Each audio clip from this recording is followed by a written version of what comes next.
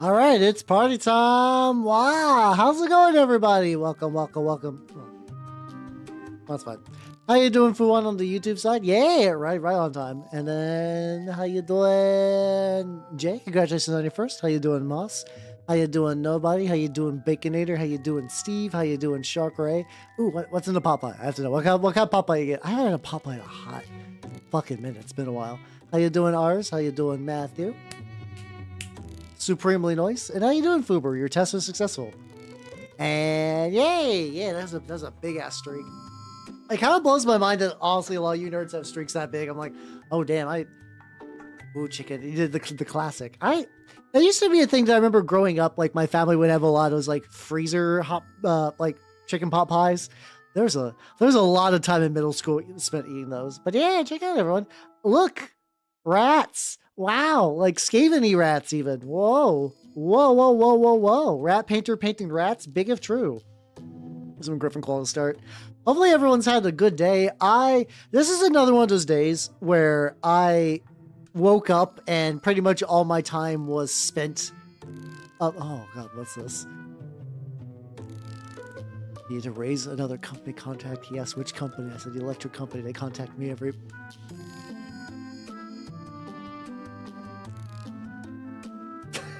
Sorry, I got stun locked by that. Yeah, these are Mads Minis and a bunch of like totally not Poxwalker rats, which I have. But no, listen. If you're doing French, it's frogs, not rats. Very, very different. What's happening with this paint? What the hell? Must be some sort of like weird pigment blockage. It's all coming in incredibly dark for no reason. How's how you doing this that time? Welcome. How you doing?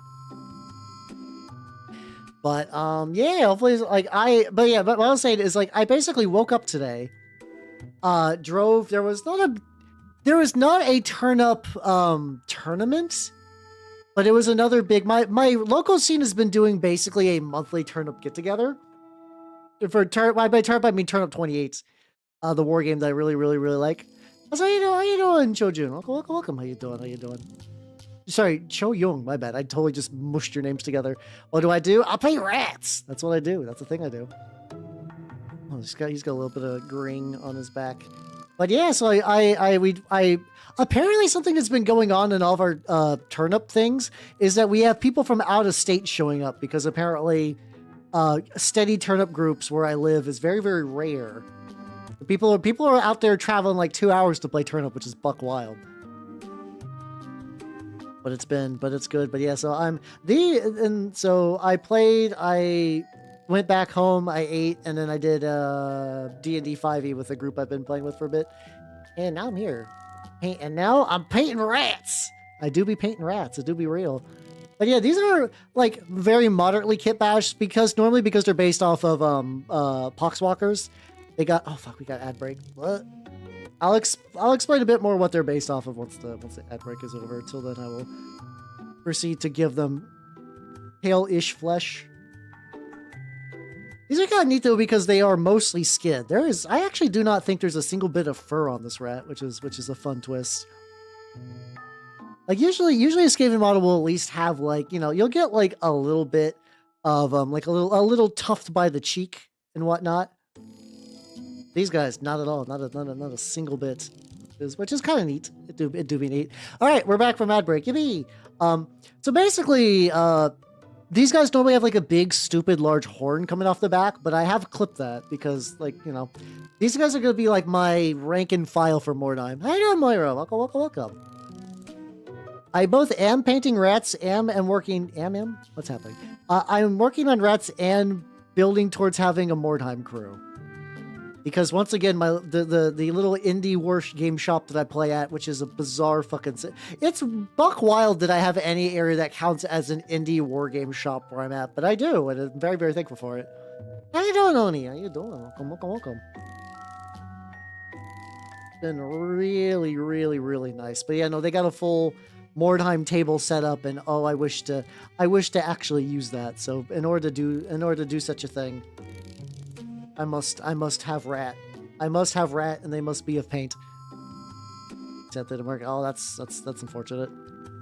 It's just like a one-off sad thing. Hopefully it's just like a one-off, like minor sad thing. You would be surprised. The thing is though, it's like arguably your average wargame shop is statistically, it is probably a store that primarily sells Warhammer, and plays Warhammer, or you're like a historical shop. Like I have a shop, like basically two of those shops near me. My usual gaming place, which I like a lot, but it is primarily a 40K shop. That's what they do. That's how they get the money. I understand how that works. And then you have ones who are people who are playing like Napoleonics and stuff like that, which is also cool, but like that's a very specific other kind of thing. So yeah, honestly, legitimately, like a shop that primarily plays indie war games is like an actual rare thing. Which I understand it doesn't sound like that should be like that, but it really do be like that. How you doing, K-Mappy? Welcome. How you doing? That is real sad. Actually, it's really sweet that they put up a memorial. That is really nice of them to do that. I can understand why you would be bummed. I can totally get that. Another who is a beginning painter. Hey, let's go. Everybody's painting tonight. Yeah, that's usually, honestly, based on what I've seen, a lot of stores are like, they start with one thing and then they try to branch out, and that's usually kind of like I've known, there's like a comic store near me that started selling Magic cards and Pokemon cards because the US comic book market is dire. It might be better, but like last I checked on it, which mind you, I think was pre-VTubing, was sort of like, that was sort of when you would get like a bunch of comics. You're like, why are you guys making this? Like, why are you cucking Spider-Man? What led you to this? Why can Spider-Man not be happy? Like, you would get stuff like that, and it'd be like, why don't people want to buy our comics? And then you would also get a bunch of weird things where like stores would order, because apparently a lot of money in physical comic sales is from like variant covers. Oh god, that was actually not that long ago though. The Harley Quinn, for context, there's a, for a haha April Fool's thing, wouldn't it be funny if we made a Harley Quinn comic where she farts a lot, ha ha ha ha ha ha, smiles, and what if we made it scratch and sniff, ha ha ha ha ha, you know, as a joke, as a tee hee ha ha April Fool's. Like, it's one of the things, it's like, that's a, like, as a lad growing up, there is a lot of fart-based humor in things. However, typically that's like done as like a gross out thing. And I guess the idea is maybe Harley Quinn trying to be gross out, but the framing was just really weird. Everybody like the framing was not like, haha, they're being gross. Cause you're gonna have like female characters like fart and be gross and whatnot. That's not that weird. The insistence of Harley Quinn doing it and the way she did in those was like, oh, that is, you're cranking it to this, aren't you? Oh no, this is bad. Oh, we don't like this very much. It's covered in fart. The phrase "covered in fart oils" is agony. I don't blame you for saying that because that's an accurate statement, but like, man, fucking hell. The fact that it has to be an accurate statement is brutal. That's fair. I mean, if you're going by like, because like there are like Games Workshop owned shops, which is a thing, to be fair. Be a smart feller than a fart smeller, indeed. So like, there's like, very rarely does G-Dubs will have its own shops that are like branded. And so that's probably like what, and like a lot of times those are kind of rare in the US, which is why you're probably going to see a lot more like mom and pop in like stores that are ran by independent, like realtors and whatnot. But as far as the clientele and the games go, it's still probably going to be mostly Warhammer. And how you doing, Lunar? Enjoy your lurk, yo. Spray fart into why? But why? I don't understand that. I do not understand that. Oh, we talked about the sexy synthesis. Oh, like the Katamari stuff? Oh yeah, there we go. Yeah. Katamari's allowed. Katamari's one of the few video game franchises that's like, yeah, we're gonna be sexy. You know, Katamari. Oh god, Katamari. Katamari. Once Upon a Katamari was fun. It's also, how you doing, Mini Doll? How you doing? Also, hopefully, I'm glad that everybody's popping in at the regular time. I know daylight savings time fucked my shit up because I was like, you all warned me that daylight savings time was coming. I should have been unprepared, but I was just like, huh? Well, why is it? Huh? Yeah? Which is good because I definitely need an extra hour to get prepared for the turnip like big event thing. I definitely needed that extra time. Hey, let's go, let's go, let's go. You're doing Chaos Dwarves, I'm doing Skaven. It's things never, the more they change, the more they stay the same. Hell yeah. Yeah, King of All Cosmos, he does strut a lot in very, very tight like, I don't even say spandex, like I don't know. It's very, very tight material. It's hugging the folds. King of All Cosmos does not give a shit. This is not a man designed for modesty. Grab there. Imagine needing more daylight. The funny thing you mentioned that is like, I think basically like daylight savings time makes sense for one very specific type of people, farmers. And that made sense during like a very specific time, which was like when you actively needed, like, I mean, I'm sure farmers still need the sunlight, but like where society would shut down if like the time was not correct for like certain things like that. But we really don't need that anymore. No one likes it. They keep talking about wanting to abolish it, but no one actually just does it. What is a daylight? Yeah, now it's getting dark at like 5 p.m. because of the shift. Which is buck wild. It's like over here, it's like I was driving home and I was like, oh man, it is dark. It's so fucking dark. What the hell? Right, I'm gonna let the rats dry. For my backup model, I'm gonna go to this guy, this lad. He's also gonna get some fun time party treatment. I think he's got like little like tendrils growing in there. I think maybe just this like leather brown. And how you doing, son? Give me. Oh, thank you for the hydrate. I could use that. There we go.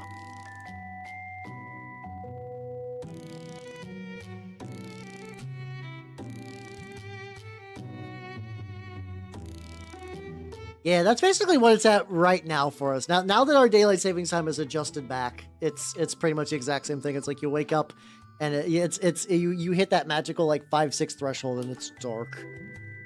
I'm doing good. Yeah, like I said, I got to play a bunch of turnip today. The Frost Giant, the one for Trench Crusade, I actually got to run it as a turnip lump, and it died in one hit the first game I ran it in against another enemy lump. But the other two did fantastic. Was MVP lad for sure. Like, okay, that's not so bad then. That's not so bad. Oh my god, hold on, I'm getting like hit by hiccups real bad. Oh boy, these are like hiccups that are like actively punching me. Hold on.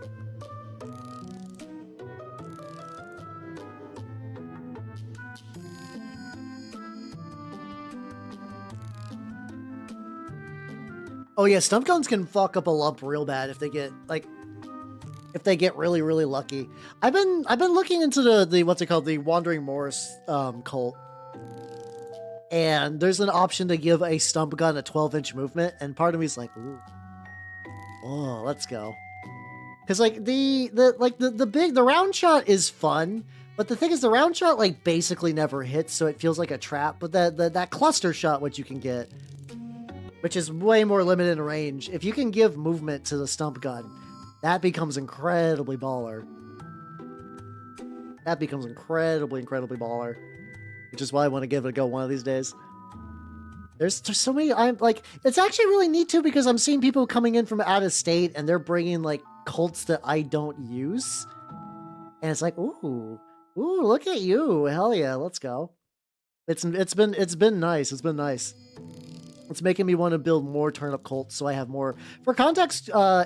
And especially like 40k terms, imagine like cults are almost like your detachment thing, where it's like you have your army and then you have your cult, and your cult will unlock access to like new units or the abilities. Usually both. Usually it'll give you abilities and new units. And then those will kind of give you extra options like, oh yeah, this cult can like drain health, or this one will let you bring a bunch of snipers and stuff like that. It's really, really cool. It's a really, really neat thing. And at this point, there's like a decent amount of them too, especially with the one of the players brought over. There's a new witch one, which I really want to do the triple Baka squad. So I already have a Miku turnip model. I need to finish off my Miku my Teto turnip model, and then do another one, which I have not even begun to plan that one out. What cult should you run? Clearly, you should run the Swelling. No, the Swelling is a lot of fun, but it's one you got to build terrain for, so you're not gonna like, unless you start like prepping this weekend for that. Yeah, no, that's it. I have the YouTube ads on as little as possible. Same with Twitch, but they're just always going to be a thing, unfortunately.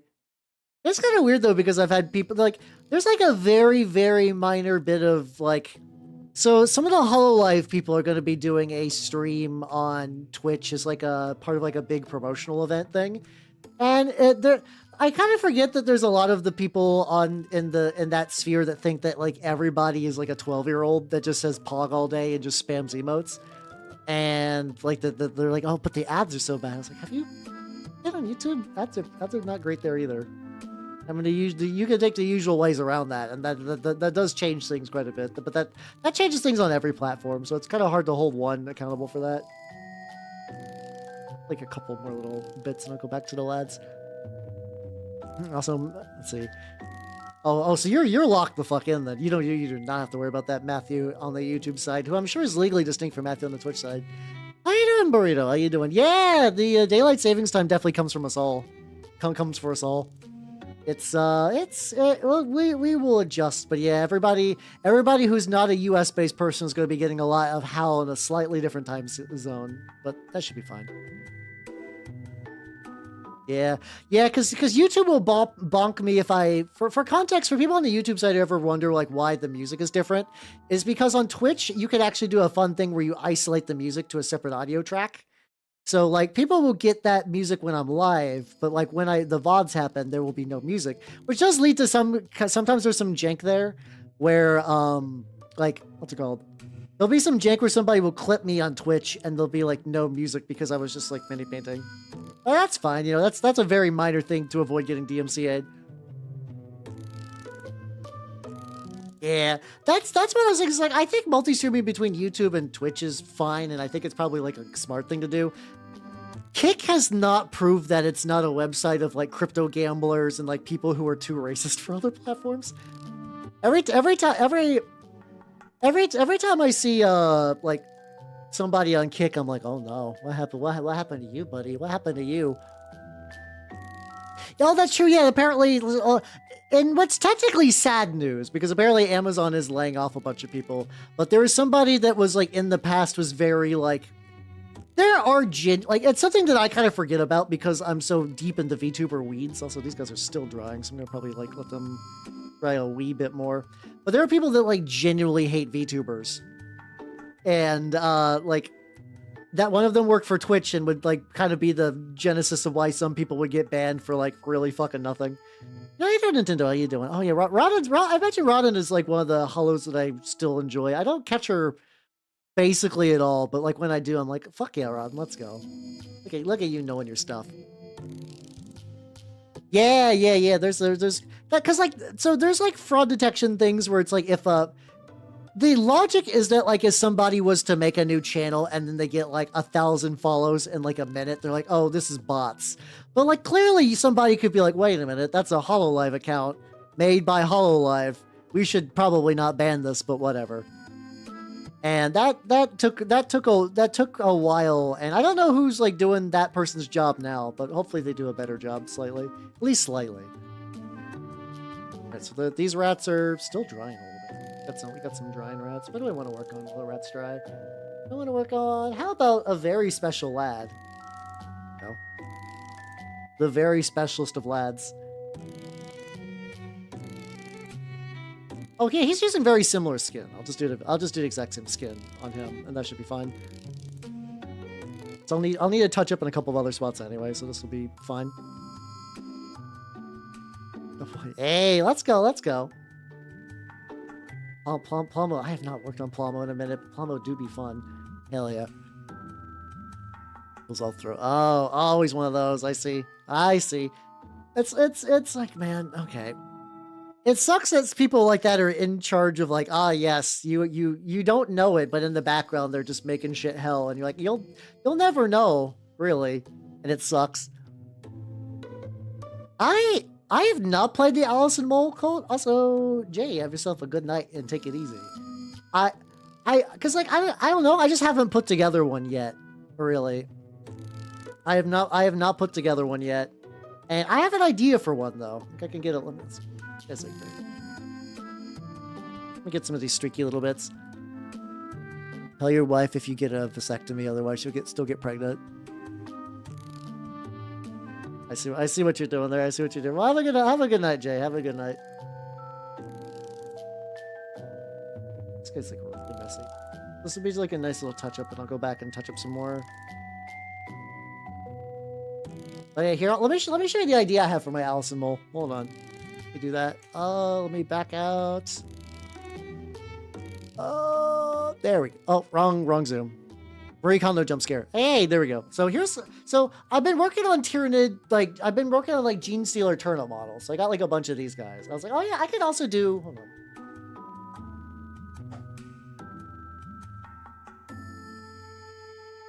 Rabbit a lad. Right, so Matthew will actually remember this. This guy. This is a model I was working on stream maybe probably 2 years ago now, with Pepega, and I didn't like how it was turning out, so I started to strip it, and then I just didn't do anything with my Tyranids. So yeah, ancient and VTuber years. But what I've been doing is I got there is a big model from Bestiarum that is like, I don't know exactly how these fit together, but they basically form like a big, like conjoined hideous body thing. I was gonna combine all these. Really weird. There's no like solid pegs to connect them or whatever. And then I'm going to put the. Not really. There's like lumps. There's like little like blisters. I don't think this is dedicated booba. If you're finding bonks that you're like, ooh baby in this, I don't think this is going good. Jay, you already left, you fucker. You can't pop in for puns that quick. You gotta wait. But yeah, I'm gonna try to mush them up into like a big, crawling, horrible monster thing for Alice and Mole. But like I said, I gotta figure out how these points connect. They might connect up on like a big head piece. There is a big head piece. There is a big head for all those, but I didn't print it. Because I was going to use that Tyranid bit instead of like the traditional head for it.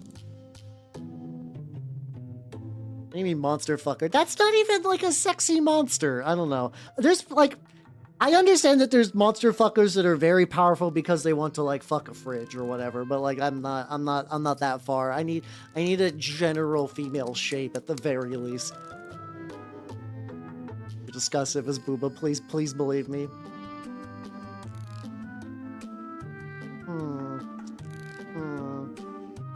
Once again, while I'm waiting for rats, I'm gonna do like a really quick, a little bit of white out.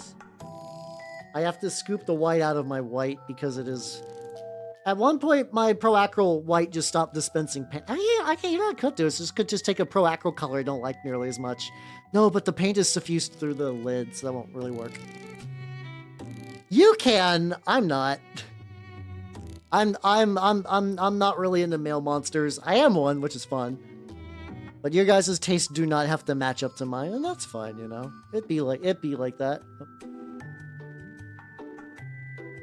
There we go. So what I'm gonna do real quick is I'm gonna go. There's some spots I want to do some glowy bits on this. This is the Scaventide terrain that I was working on like a couple weeks ago. Yeah. That kind of difference, yeah. Do be looking kind of thick. Why not? No. I can understand you finding me like attractive, but like I don't think I'm thick by any definition.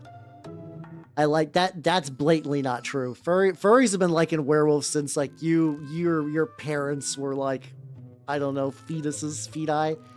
There's like documented furry conventions from like the 60s. they've been on that grind for a while. Yeah. So yeah, that's what I want to do for the Alice and Mole is like, cause I really like the idea of like, whenever it kills something, it gives everything kind of like a psychic feedback, which is what explains why the new abilities are being gained. Like, that's also not true. Burrito, I'm sorry. You're there. No, werewolves have been mainstream since so long. Even in romance, werewolves. You're not gonna win this. You're not gonna win this. I'm sorry. Werewolves have been the mainstream forever and has been in the grasp of furries forever. Oh wait, why are you fighting it then? It's already far too late. Oh yeah, I did. So like, I remember the Frederick Knudsen video on the Funny Animal group where it's just like, yeah, just like a bunch of people just like renting hotel rooms and conventions and doing doing like anime showings and other nerd stuff. And then there were like there was like a whole like burned furs thing where like there was like pro sexy furries and anti sexy furries, and it kind of turned into a whole thing. And it kind of interesting to like see how that sort of like developed. There we go. Hey, it's all good, Nintendo. I totally understand daylight savings time's gonna fuck everyone's shit up, so it is all good. It is all good. You're not allowed to know about. Listen, I know many things. I'm aware of many things on the internet. Why am I not allowed to know that? What's that one like Adventure Time thing? I have approximate knowledge of many things. That is unironically me. I do have approximate knowledge of many things.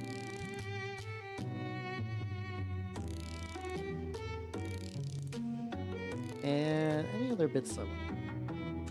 Oh, back not so much. There we go. Gonna be drying. I could get the blades on these guys. I'm probably gonna be really lazy with the blades and just make the entire. Oh no, I could make that like a warp block bronzy sort of deal. I get that going. Okay, that I don't know. I like I said, all of my like early furry knowledge comes from what's it called?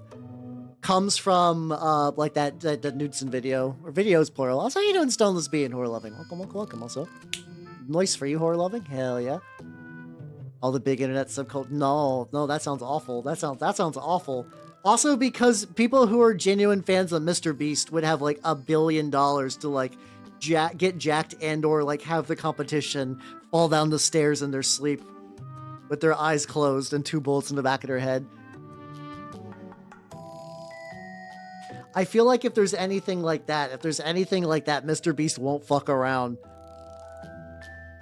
Like, I don't think I'm quite ready to be on Mr. Beast's bad side just yet.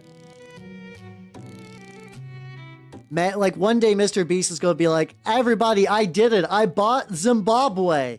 And then we just have to live into that reality, because it's only a matter of time before Mr. Beast just decides to buy a country for a meme, and then it's all over.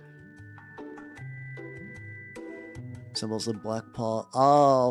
Oh, so I don't know exactly what you're talking about, but I'm having a feeling based on the color choices you're mentioning that's not good. That's not good. That's also a weird implication then that implies that the furry raiders eventually went 180 on the whole sex thing. But just having very, very specific suits on for that. Very, very specific suits. Aw. Wow. The internet do be like that.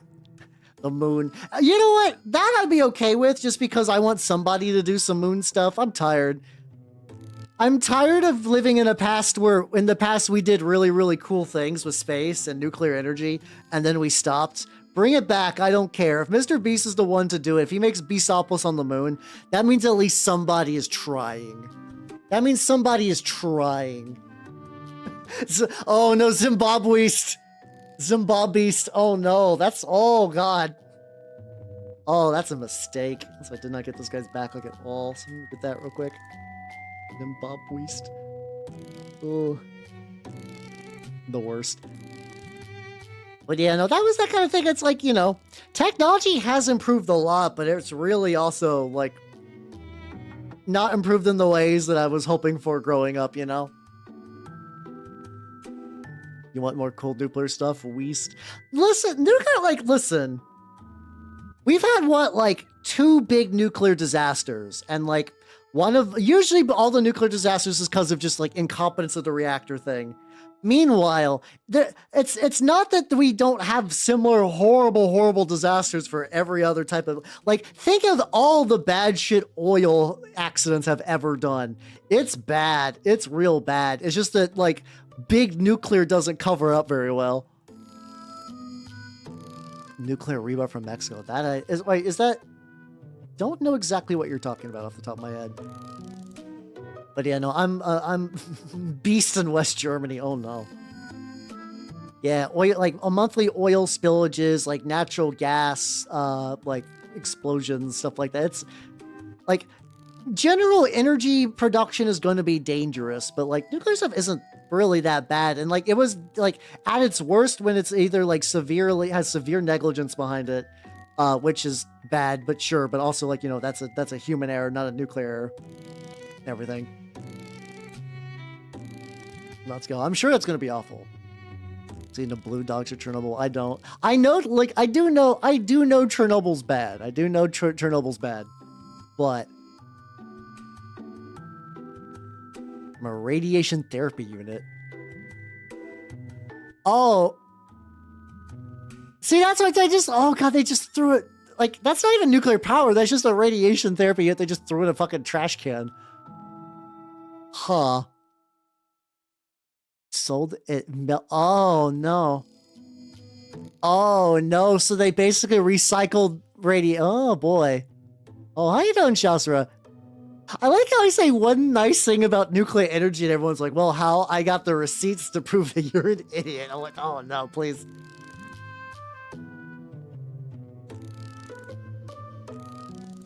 I'm still in the belief that nuclear energy is the way we're going to have to go. Listen, there's only so much oil. There's only so much natural gas. It's not going to get better. No one knows why their fur is blue. Because it's festive. There we go. Well, let me paint the rags on these guys. What color did I want? Oh yeah, I want to do a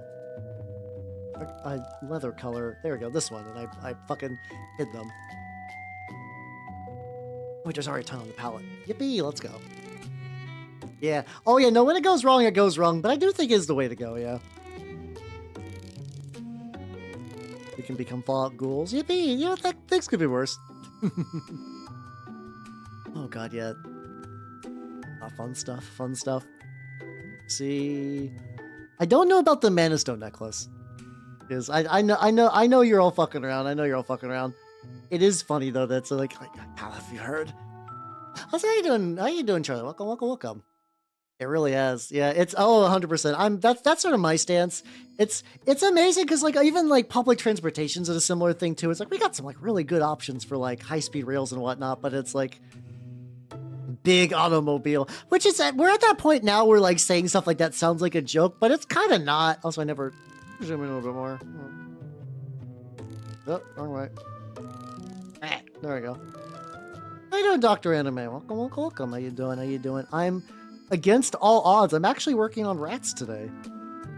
Isn't that fucked up? Isn't it fucked up? I'm actually working on rats on twitch.tv/Halbernacht. Besides that, this is all like normally this guy has some cloth stuff, but it's like too futury. So I just glued on some what's it called? I just glued on some cheesecloth. It's the cheesecloth I've been using for like bandages and stuff. Called the quantum pendant. This is some like bullshit. I could see that. I could see that. So happy he was gonna hear the celebration. Hey, let's go. I guess yeah, that's one of those things too. It's like, well, you know, if it doesn't work, there'll be a big flash and then, you know, pain, but it'll be like a second. There we go. Let's get you put up. Oh, I can get the back of that real quick before I get too far. Yeah, let's go, let's go, let's go. I don't know how far I'm gonna get with these lads tonight, but the very least it seems to be something I'm happy with. Yippee! Looks like your brother after you got out of the shower. That's a very specific reference. Yeah, or things happen. I just do think of that little bit of like when we didn't exactly know what that like nuclear optimism period where it's like I think I mentioned this before during I forget was it Aloe? I think it was during one of the Aloe streams where it's like, oh yeah, they used to make like condoms with radium in it, and it's like, man, it's probably for the best that that was a condom, which sounds dumb, but I mean like. That thing was already going to cook the fuck out of the people who were like using that. At least they weren't having kids. Segment brought to you by Nuka-Cola. It glow. Yeah. It's one of those really long lasting condoms where you put it on once and it works forever. I didn't mean for the tongue flicker. That just gonna happen on accident. Tony Hawk landing. Yeah, but the problem is Tony Hawk's too powerful. Tony Hawk is too powerful, and like later in life, he traded out his fame and fortune for the ability to have like perfect disguise. Oh no, I've mentioned the Radium Girls before. They're the ones that were doing the watches and stuff. I am very well aware of the Radium Girls. Almost suspect. Hey, that's not true. Magic the Gathering is a very high rate. Ironically, it's like I see people who play Magic who have kids, but usually they have kids prior to Magic. Like one of the people in my regular Magic group is a dad of like I want to say like a kindergartner or something like that. No, I think it's like preschooler. I think it's like a preschooler who's like very, very like just started going to school. Magic is so cross. Yeah, no, all the crossovers do suck. How you doing, Turtle Sages? How you doing? Welcome. Yeah, that's true. That they did say you don't want kids put on this condom. You never it's like a genie's wish, like a monkey paw wish. I mean, where it's like you didn't say when you wanted that to stop. And it was called Nutex, but it also does look like Nut X, the most extreme nut. Monkey paw do be curling. These little bits. These are probably going to have to hit like a couple times, but that's fun. Look at you. Look at these guys. Look at these chuckle fucks. Does it glow in the dark? Maybe. Yeah, actually, because if it's made of radium, it probably does glow a little bit. I could see at the time you're like, wow, honey, we're really having sex in the future. Not realizing that just like the dick was just getting slow roasted the entire time. Man, that's gonna suck. Let's have a kid next month. I am now posting MTG. Oh shit, congratulations. Let's go. How viewers fucking confirmed. Hell yeah. I do have a decent amount of like, a lot of you nerds actually do have like partners and like kids and stuff like that. Like non-trivial amount of you have like children, which is very interesting actually. I think it's because that is the one thing about like my more kind of neckbeardy hobbies that also just means I did like checking out my YouTube metrics. It's definitely like a lot of the 25 to 30 demographic or higher. Now I have to imagine that like you're not allowed to put radium in like anything anymore. I hope so anyway. Like outside of like, yeah, I mean, you know, just like medical stuff that like is like very like tightly monitored. How's how you doing, Mix? Welcome. Yeah, it's yeah, that's kind of like usually where I'm at. There's a lot of people with like husbands and wives, and then like the one single friend, which is me, too busy being loud on the internet. But no, it's usually is like a 50-50 mix of like people with like long relationships and maybe kids or just like single dudes. That's been neat. Yeah, I too am the pathetic bachelor. It do be real. So you can never get an old show and take too much. Oh, I'd believe it. Yeah. I wonder if they like because don't people get to like tours and get inside tanks? Did I warn them now? Yeah, it happened. It happens sometimes. I've always mentioned that there's like a little bit of like internet poisoning that means that like if I find somebody, it has to be a very specific sort of person, I think. And like, will that person happen? We'll find out. We'll find out. I just had to read it because I had it so straight. Congratulations. Congratulations. There we go. Don't worry. I don't know if that's good or bad, but yeah, but I like it. I like hanging with you nerds. Here's the thing: if I didn't like hanging with you nerds, I would quit. I like a lot of people have quit over the years, and if I did not like hanging with you nerds, I would quit like they did. But I like hanging with you nerds, so I will continue. I will persist. Yeah, that's also true. I'm kind of in the same spot where it's like I have the thing is like it's not like I got like a decent amount of friend groups even outside of stream. I still have like several groups of people I like to hang with. But yeah, I tried to do the whole dating thing for a while, and it just didn't really work out. And I've not gone back up on that horse yet, so I don't know. I can't imagine dating is going to be great. So, for me, I also feel like I would have to be like, yeah, so I like dating, but like also, I have a bunch of minis, and I do a lot of painting, and I'm a funny online man, so like.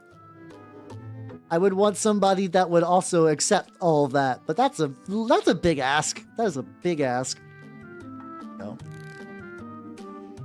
Oh, that's a weird thing to say that somebody looks like. Where it's like, hey, you look like this person, but like in a way that's gonna make you feel uncomfortable. Oh, bitch, bitch, you're looking kawaii. Date another content creator. Oh god, that's a whole other can of worms. Like for people who are not keyed into VTuber drama, there's a bit of that right now. It's kind of dumb overall. The general gist is somebody's like, hey, if you're getting love bombed by like a big person that does internet things, watch out. And then it turned into like fucking like high school like guys versus girls. Yeah, that's also true too. That's also why I don't say content creator, because I don't typically like that term. It's not particularly great. Yeah, I'm gonna be honest, VTubing is like a lot of other like people doing things online where it's very fun, but there's also a lot of like the same sorts of drama. Like the VTubing drama is really not particularly unique in any way.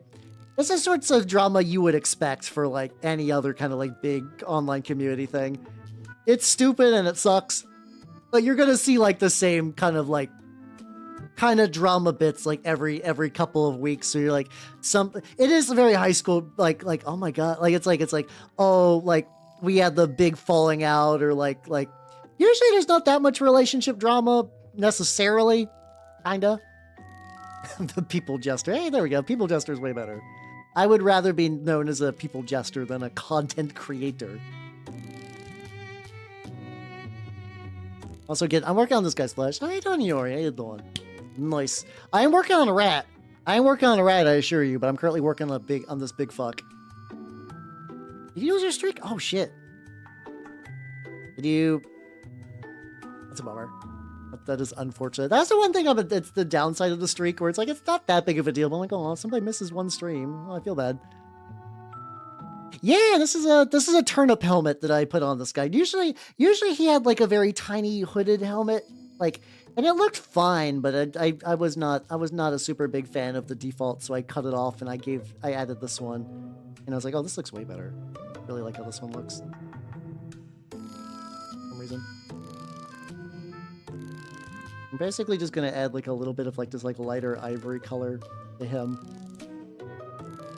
Streak bear. Yeah, that'd be nice if there's some way to like recover that. I don't think there's any way to do that.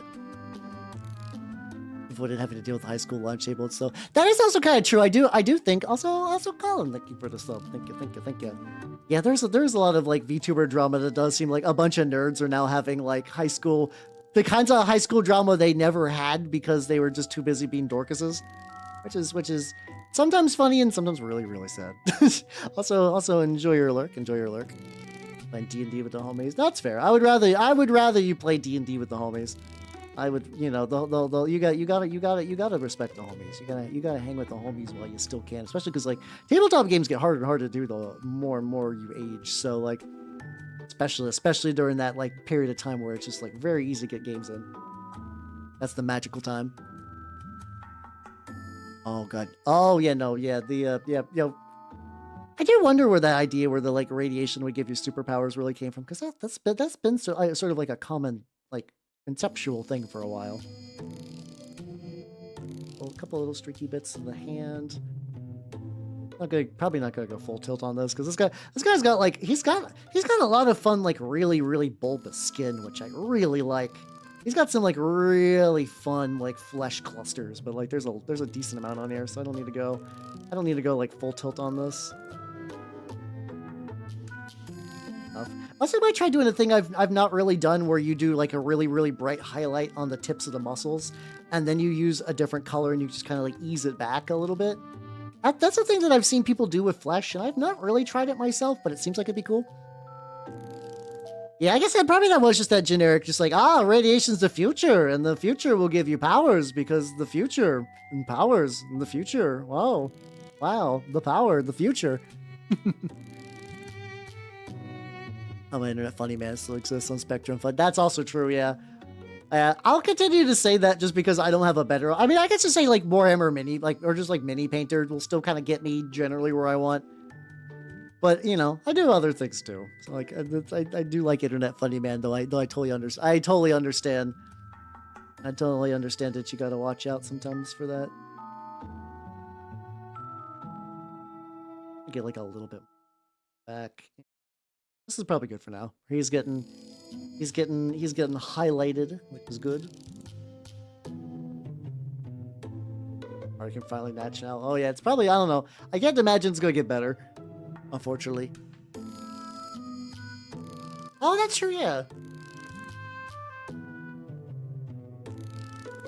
I kind of forgot that, like, yeah, Superman is sun powered. So I guess that is technically a form of like radiation in a weird way. Also, today was the day that I learned that apparently the punch dimension is a thing.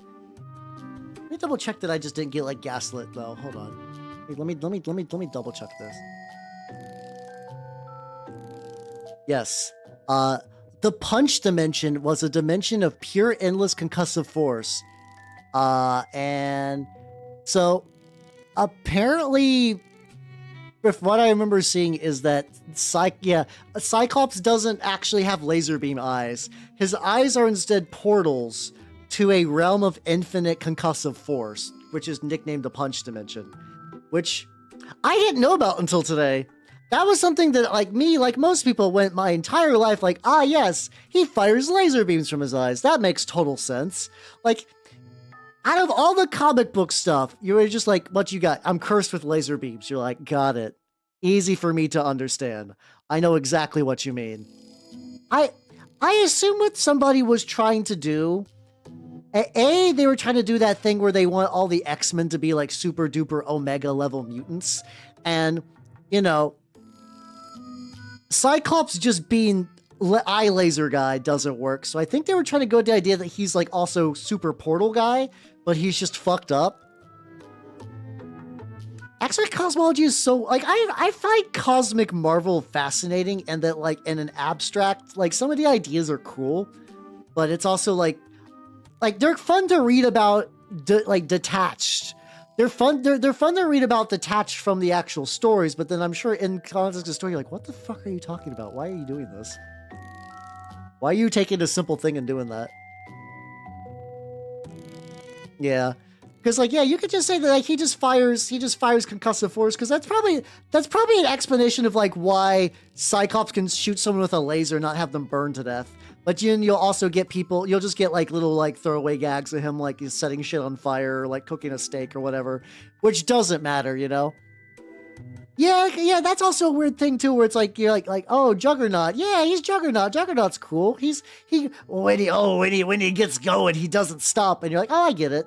That's Juggernaut. And then they're like, actually, yeah, then they have the Ruby thing, or how he's like a weird avatar of something or other. And you're like, but why? I think that's just the symptom, though, that like people are very well aware of, that Western comics, by taking the same characters and never having them end, you just get weird shit like that.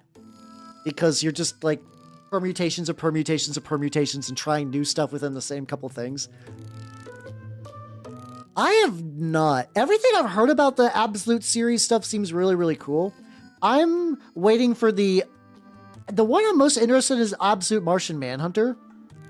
I want to try Absolute Martian Manhunter, but I'm gonna be honest, I hate like trade. I hate the flippy flappy little comic books. I don't like the thin itty bitty little comic books. I love me a trade back. Give me a trade back. That will be great. In the meantime, individual issues, fuck off. Mind you, the comic industry does not need to cater to me. I'm willing to wait. I'm willing to wait for my big omnibus collection. That's fine. I'll do it then. But till then, yeah. Or that's true. I guess a lot of people these days just read it digitally. But I like reading my physicals. I was just gonna wait till I think it was actually like this. I think it's gonna be like sometime in November or December that the Absolute Martian Manhunter's getting like the trade back version. Yeah, I mean, to be fair, it is a thing too. Yeah, exactly. Everything I've seen about Absolute Batman, because like the initial premise of just like, oh, what is it? Oh, it's Bruce. What for people who don't know, the Absolute series is basically like, I know there's something to do with Darkseid that led to everything like happening, but I'm going to skip through that. It's basically like a neat way to see if you could like take the core concept of a hero and shake it up and see what that's different. So like Absolute Superman lands on Earth when he's already like a teenager. Like he grew up on Krypton. So like he's more of an alien than he was previously, but he's still Superman. He's still a nice guy. Absolute Batman is all of Batman, but he's no longer ludicrously wealthy. He's just like a regular dude. But they also keep making all of his villains into just gigantic fuck-off evil monsters, which is... Absolute Batman just like lives his entire life in like a fighting game. It's nuts. Absolute like Wonder Woman is like, what if instead of is it Dark? I'm gonna be honest, I've never heard his name pronounced. Is it Seid? Is it Seed? I don't know. S-E-I-D. I've never heard that pronounced. I'm willing to bet I'm wrong. I just don't know. Dark Side. Is it really just Dark Side? Okay. That's, you know what, that's fair.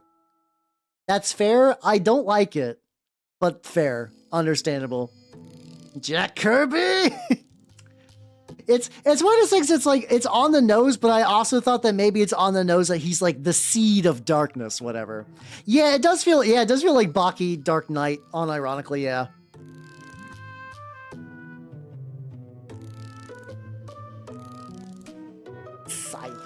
Fair. So I also spelled it wrong in my head. That's fair. I double fucked it up. That's fine. That's okay. And like Absolute Martian Manhunter is like possessing a dude, which that one always seemed like the neatest conceptually to me. Let's get their tails. Yeah, like she's like, everything I see from the Absolute series seems really, really, really neat. But I have not sat down and read any of them because God, there's so much stuff I need. Like, I'm gonna be honest, if I'm sitting down and reading something, it's probably gonna be all the like a lot of manga that I picked up and I just haven't got around to actually like giving a proper read yet. So a lot of these Western comics have like definitely like taken a back seat. Yeah, I have been seeing people on Twitter just do like joke like Absolute Calendar Man. Just kind of shit like that, because every Absolute villain just seems like Absolute Joker is this gigantic like demon monster thing, and I don't know why. It doesn't really matter. Like I'm not bothered by it. I'm just like I wonder what led to that. Like I wonder what's going on there. Why is Joker like this? Yeah. See, I do like that though. That's the thing. It's like where should I start for a comic? And people will be like, oh, just check out this run that was like a story from like ages ago. That's fair. But like, let's say you're like, okay, I want to go and buy the newest Spider-Man. What the fuck do you do? What the fuck do you do?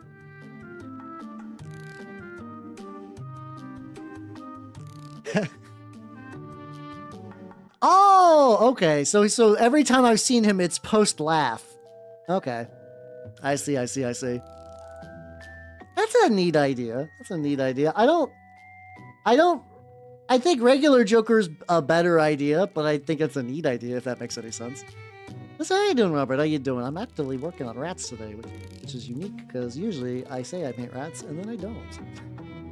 I say I paint rats, and then I do not, but today I am, in fact, painting rats. They're going pretty well. I'm like an hour in, I got a couple base coats done. I need to, like, them at a gluable spot too, because it's really awkward to handle. Fine. Yeah, or like Absolute Bane is just like extra. Oh yeah, this guy's leg broke. I mean, his tail broke when I was building him, and I was like, you know what? He's fine. He's got some like really. There we go.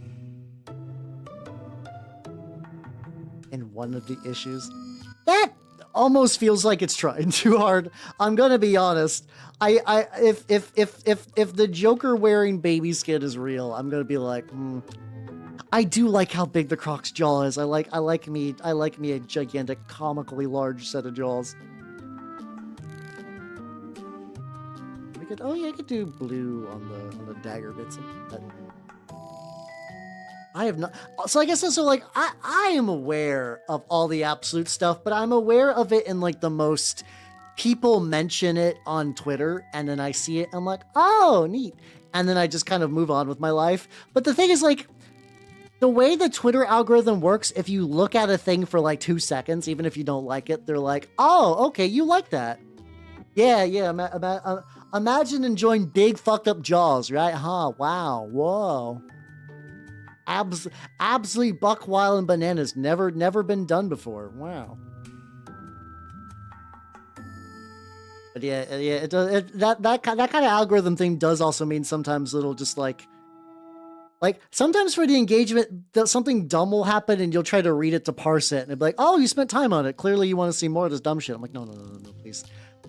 I could not give a fuck about My Hero Academia power scaling. I assure you, there are so many things that I could not give a fuck about, but probably the things I could give the least fuck about, anything to do with My Hero Academia. Like, not even that.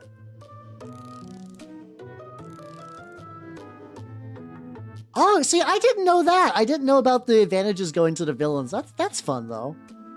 That's fun. That's neat. Oh, yeah, what the fuck would Absolute Howl be? Absolute Howl would be me, but,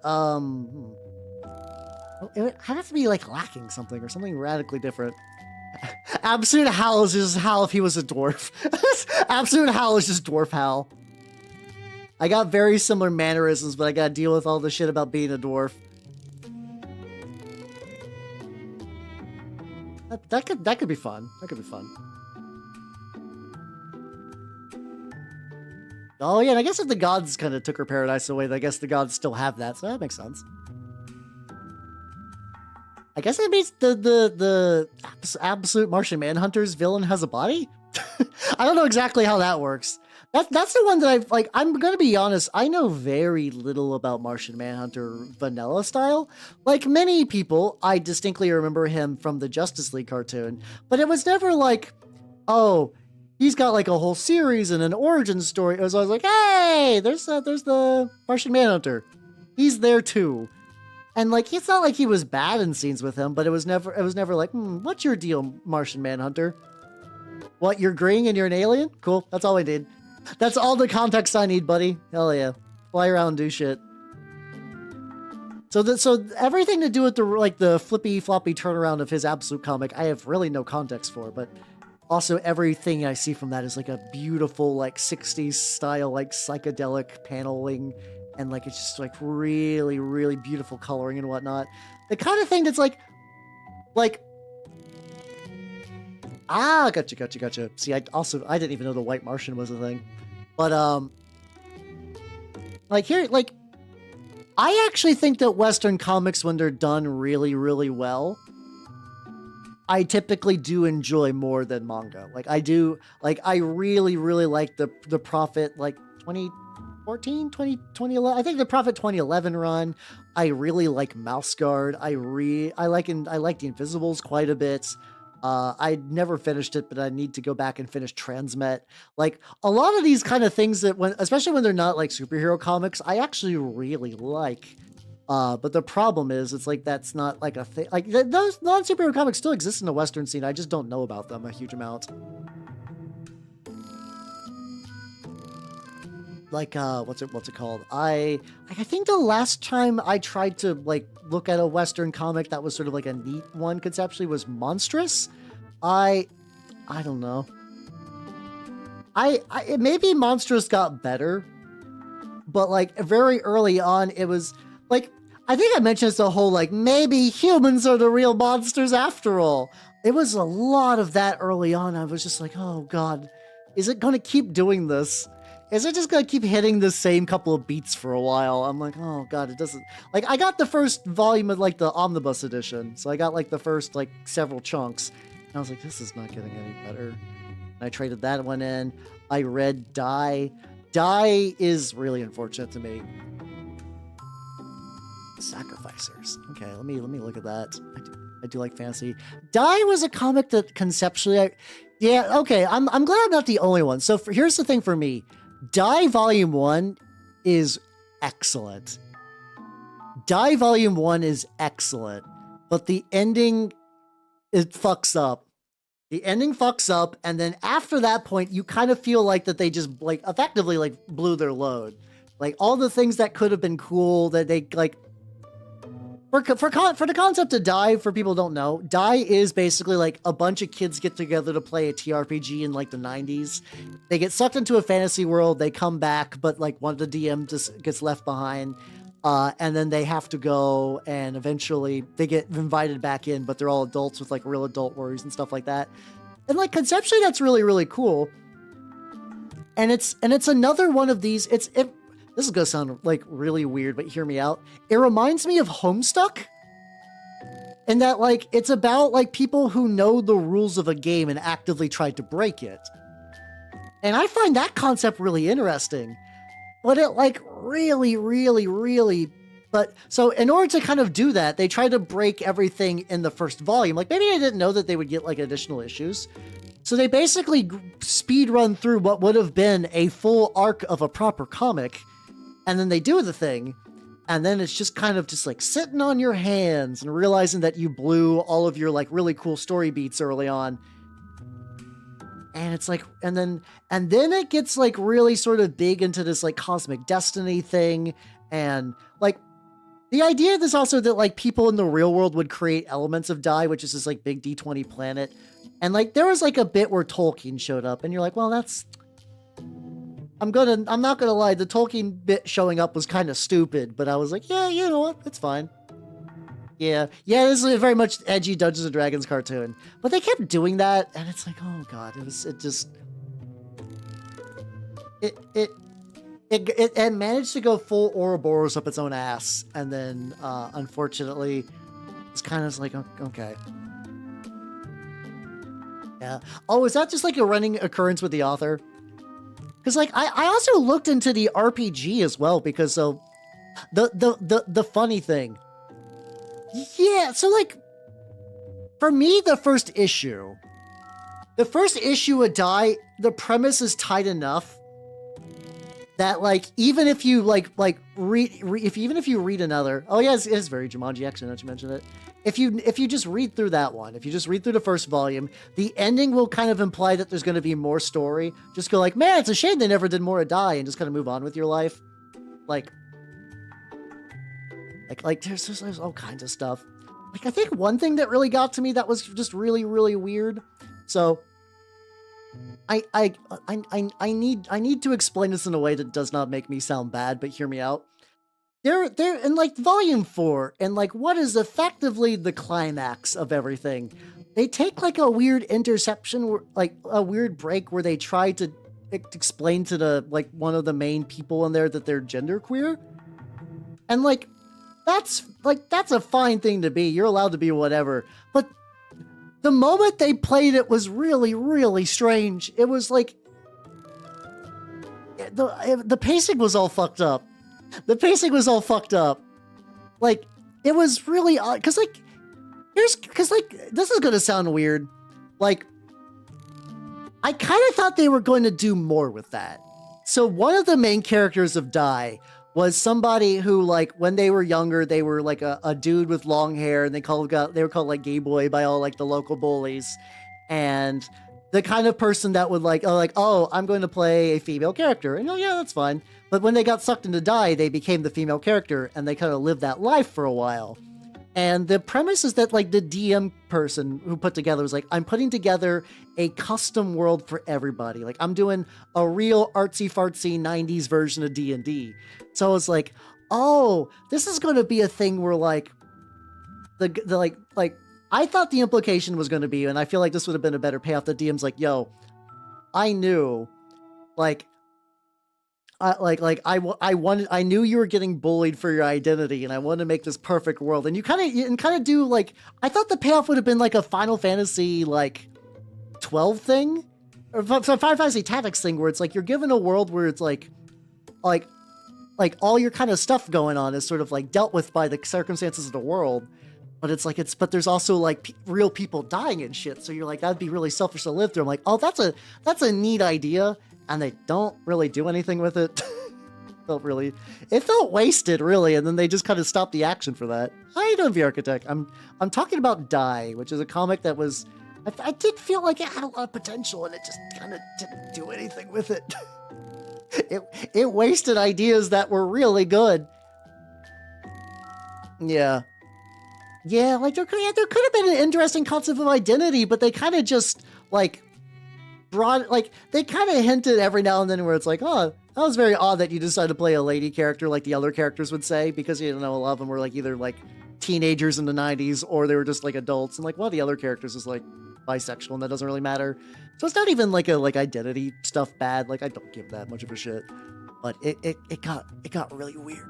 It got like it's like it was like the most ham-fisted way they could have done that, and it kind of ruined the tension of what was supposed to. And then the ending was stupid. If the payoff was fine, if there was like some payoff to that, I'd be like, okay, sure, okay, I see where you're going with this. The ending was really dumb. It was I don't remember exactly how the ending went, because it was very much like, haha, I'm a cosmic being, your actions are futile.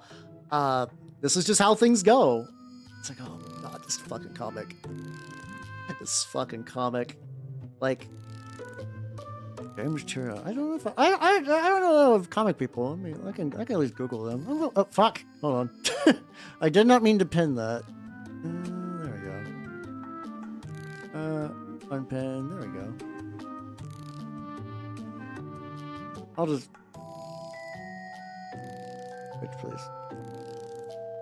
There we go. Oh no, the first result. Why are people so unhappy with this guy's current run? I'm sure it's fine. But also it's really, really weird too for about Die. And this is not even about the comic.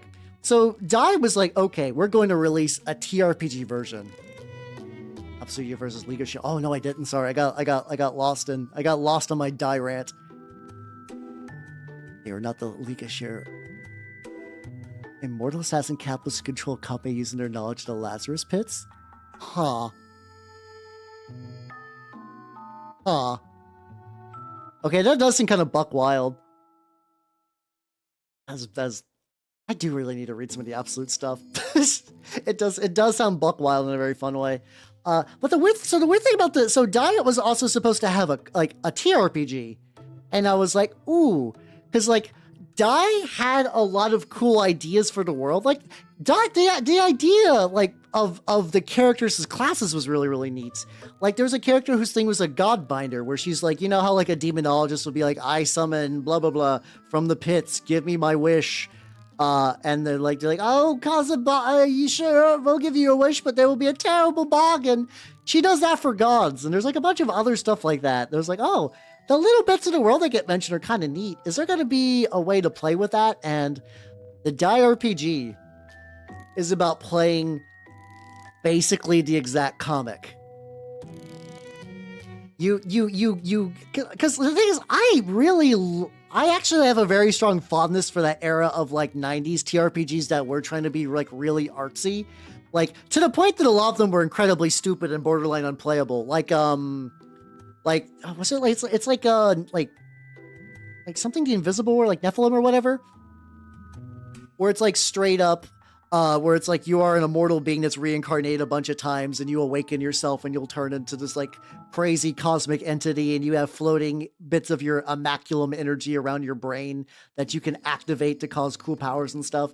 I always like, or even like like the White Wolf meta plot, that kind of like stuff with like early creation and whatnot. I was like, that's banging. I love that era. But for the die TRPG, you basically you're like, okay, this you build the person, and then you build the person to be the character, and then you sort of more or less just go through the story beats of die. You basically just play the exact same plot. You know what? You play basically the exact same plot of the comics, but you just make your own OC. It would be kind of like if your DM was like, we're playing Star Wars, but you have to play we have to play the exact Star Wars plot, and you just kind of swap out your own character, but also everything will kind of, there might be some differences, but things will run more or less the same. Like that's a real fucking waste. It was weirder because I guess a lot of people are kind of into that idea. People like a lot of reviews were like, "Oh, I like that premise." I'm like, I don't. It's like I'm willing to bet that's just like a personal issue that I just don't like that style. I'm like, man, this is not activating my neurons.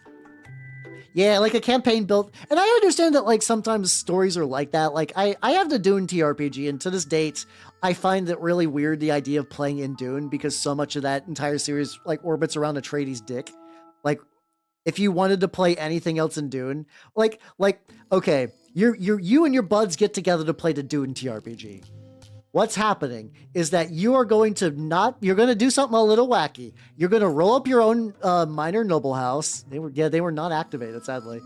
You're going to make your own minor noble house, and then you are also going to take place on your planet doing schemes and stuff. And you're like, okay, that's great, but it also means half the book is useless. Half the book is useless if you don't go to Arrakis. It sucks. Like, it's real. I understand that you play Dune because you want to do Dune, but also Dune did Dune. So, like, what the fuck are you doing? Well, it's not even necessarily the whole God Emperor Worm thing. I've also not read God Emperor Doom, to be fair. Or if I think I watched the sci-fi miniseries for children and Messiah, but I don't think I've done God Emperor. So I'm sure that fucks with the setting quite a bit. But effectively, it's just so narrow. It would be like if you like. Star Wars has been kind of accused of that over the years, but I do think enough people have expanded the universe enough, expanded universe joke, that like you still have enough stuff you can do. If you wanted to like play just smugglers, just doing smuggler shit, I do think there's enough of a game there. I do think that there is enough of a universe to Star Wars for that. But Dune, to the point that the book was like talking about like Choam and like the fucking Benit Gesserit and everything, like enough times that like you could just take a shot whenever Choam was explained in its entirety in a new paragraph. Like they were filling space. Oh, that's also very true. I mean, that is kind of what we got. Like that is kind of the current 5th edition player, is that a lot of people don't run their own stuff. They wait for the yearly Wizards of the Coast like pre-made adventure. They buy that, and honestly, the way considering that how long it takes for those to be ran, and they just kind of have a lot of meandering. Like the average player might only buy one of those like every 2 years. Like I have been like sitting in a local group playing the Rhyme of Frost Maiden, and it does feel like there's just a lot of, where do we go? We go to this cave. What's in this cave? Stuff. This is gonna let us kill the Frost Maiden? There's a side quest. Okay, we'll go over here now. So yeah, it's I guess in that instance where you like, you buy a TRPG for one scenario, the idea of sitting down to play die would be kind of fun.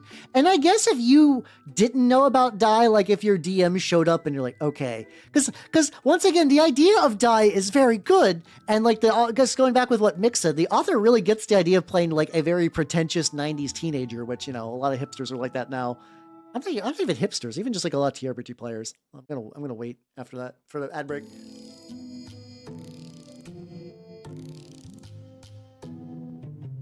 Sorry, I'm here. I'm just taking like the craziest, biggest sip. Also, Steve, have yourself a good night and take it easy. Have yourself a good food coma. Hell yeah. Oh, is it great tars? Just like too many points or whatever? There we go. Runs life out without resting perfectly. Oh, okay. So yeah, I guess in that case it double invalidates all your stuff, But yeah, so I was basically going to say a lot of the idea of die is neat enough that I guess if you were just like, you read die and you just like, I'm gonna go pitch this to my group. They're like, hey, you want to play a TRPG where your characters, but you're like kids from the 90s that got sucked in the game, and now they're sucked back in, and they gotta live a real gritty life and face gritty consequences. I guess if the players didn't know what that was, that would be kind of neat. But as someone who was like actually did kind of enjoy the world building and everything, it's like the idea of living the exact comic over again just did not, once again, did not activate any almonds, if you will. Yeah, I wasn't a pretentious 90s teenager, but I like a lot of the 90s pretension stuff in there. Oh, sorry, you're saying the opposite, so it's like you basically have to put in there. Okay. How you doing, Bill? How you doing? Let me stretch real quick. My almonds are sufficiently like left alone. There. You see, I might do a little risky thing. I might be a little cheeky. And I'm going to paint the inside of the legs again, and I want to get them on the bases, just so I have something to grip onto with these guys. Yeah, because there was it's kind of like a cyclical thing. Yeah, it's I don't know. There's other comics that I think make better TRPGs. I have not played it myself, but like I know Mouse Guard uses Burning Wheel, and that's a system that I've been curious about for ages. Also you mentioned Don't Rest Your Head earlier. Based. Let's go. I have not gotten a chance to like. It's been so long since I read Don't Rest Your Head. I don't remember a lot. I know it's the one that like the more you stay up, like the more powerful you get, like magically or psychically, but also like reality begins to crumble. That one always seemed neat though. My if we're talking just kind of in a similar genre, I'm big Unknown Armies enjoyer. I started to run an Unknown Armies campaign for a while, but it just petered out because my play like we've over the years, like I've been playing with the same group of people for a while. Sometimes we'll start a campaign and like a life thing will get in the way and we just don't get like far enough to really keep it going. And I love Unknown Armies a lot. It's one of those ones that I would love to run it, but I also feel like it requires something like that. Oh, Blades in the Dark does fuck. I do like Blades in the Dark. I've not played in a hot. Oh god, there's more. I gotta get some more tier stuff going again. It's the weirdest thing that I love TRPGs, and I'll just get so busy I don't plan any, and I'm like, wait a minute, I like TRPGs a lot. I should get some planning done. I have not tried Wonder Home. That is one I have not tried. Look at that.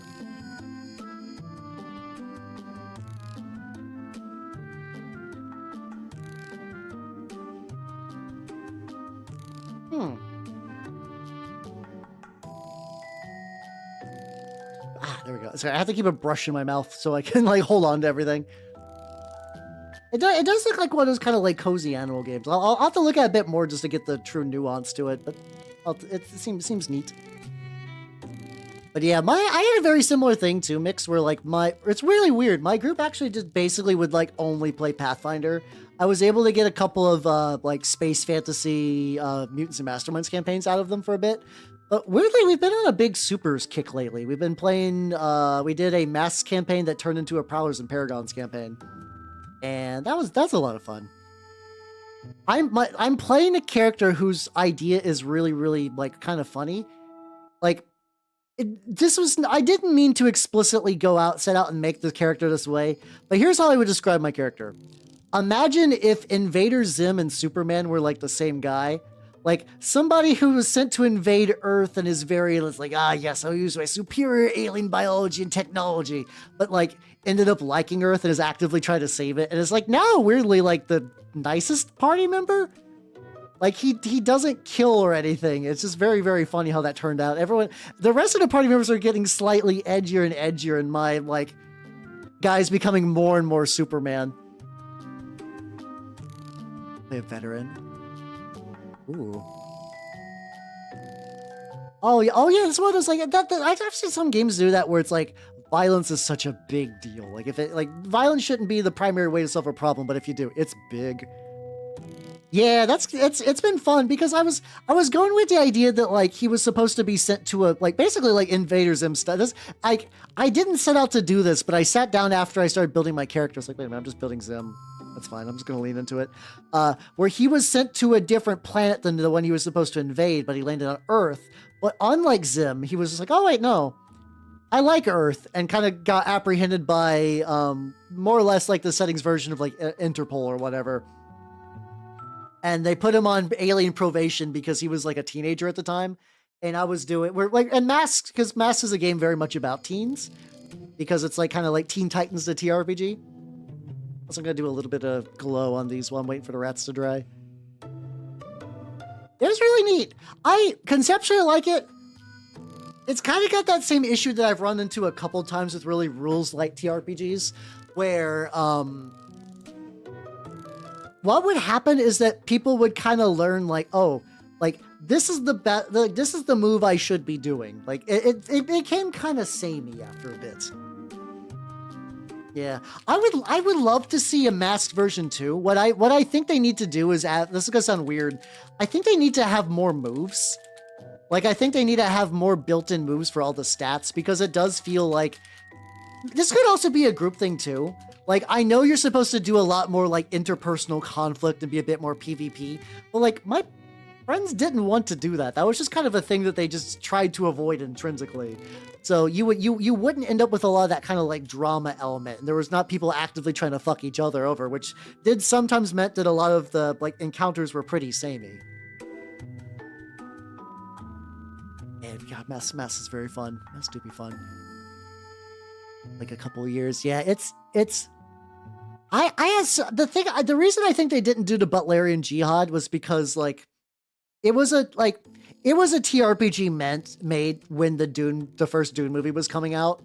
So I have to assume it was entirely like, hey, we got a license.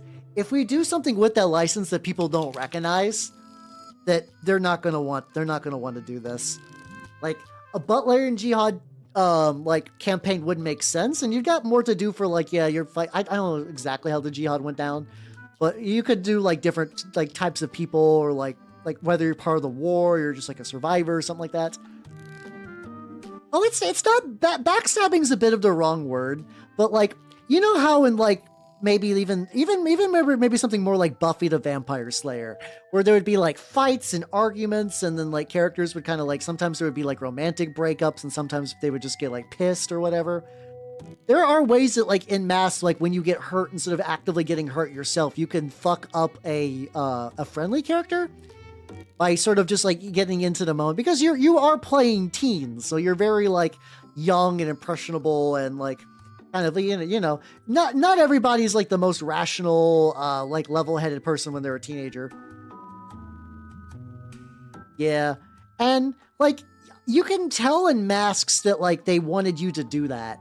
But the thing that I find kind of weird is that like I do think that if you want that kind of thing, you need to really add like, you need to really add some sort of like carrot to the whole carrot and stick thing, because sometimes it would be like, you can do this action to punch your friend in the dick. And you're like, why would I do that? And like the reason is because like, oh, you want to add some drama. You want to make the story extra dramatic and like a fun, like, I recognize this from the shows kind of thing. Which I understand, but it is a very hard mindset to force. Like not only sometimes you would have to really struggle to make somebody actively fuck over their friends. You also really have to like like for the team, like in Mass, your stats would shift around a lot, because like instead of having like, oh, this is your strength, you have sort of like how aggressive you are, or like, do you think you're a freak and stuff like that for yourself. That's really cool. But then you would kind of notice that like you would still want to keep party archetypes, because like your abilities worked off of certain stats. Like I was playing a outsider, and all your outside abilities rely on you being a freak. And like, that's fine, you're an alien. I was that thing is supposed to be more for playing like Starfire or whatever. And like, that makes sense. But the thing is like, if I do the thing where it's like, oh, I grow up and I think of myself less as a freak, my ability shut down. So like, there's smart mechanical stuff you could do. You could do like an ability that like when one stat becomes higher, it changes like X. But if it crosses the threshold, like if you no longer find yourself freaky, like you're more like you align more with humanity, like you don't find yourself a freak or strange at all, that ability should change to reflect that, but it doesn't. You just get shittier at the ability. And their concept is that like, oh, when you fail an ability, you get experience. So the idea is you're supposed to fail more and get experience, but it's done in a really weird, and I don't know if it's because like Masks is an early Powered by the Apocalypse game or not. I don't know when that came out in the Powered by Apocalypse timeline. How you doing, Muckrin? How you doing? I am working on rats, but I'm waiting for the rats to dry a little bit, so I'm working on some rat terrain, which is, and we're talking about Masks, which is like a neat system that I think Masks could really use a second edition. I think a Mask could use a second edition that takes a lot of cool ideas that other Powered by the Apocalypse games have sort of like really developed. Turn it, well, yeah, because so in Masks you basically have like I said, your stats sort of shift. So like you have like freak is a stat where it's like, oh yeah, it's like, how do people think of like, do you think of yourself as a freak compared to society? So like, let's say you're like a mutant guy.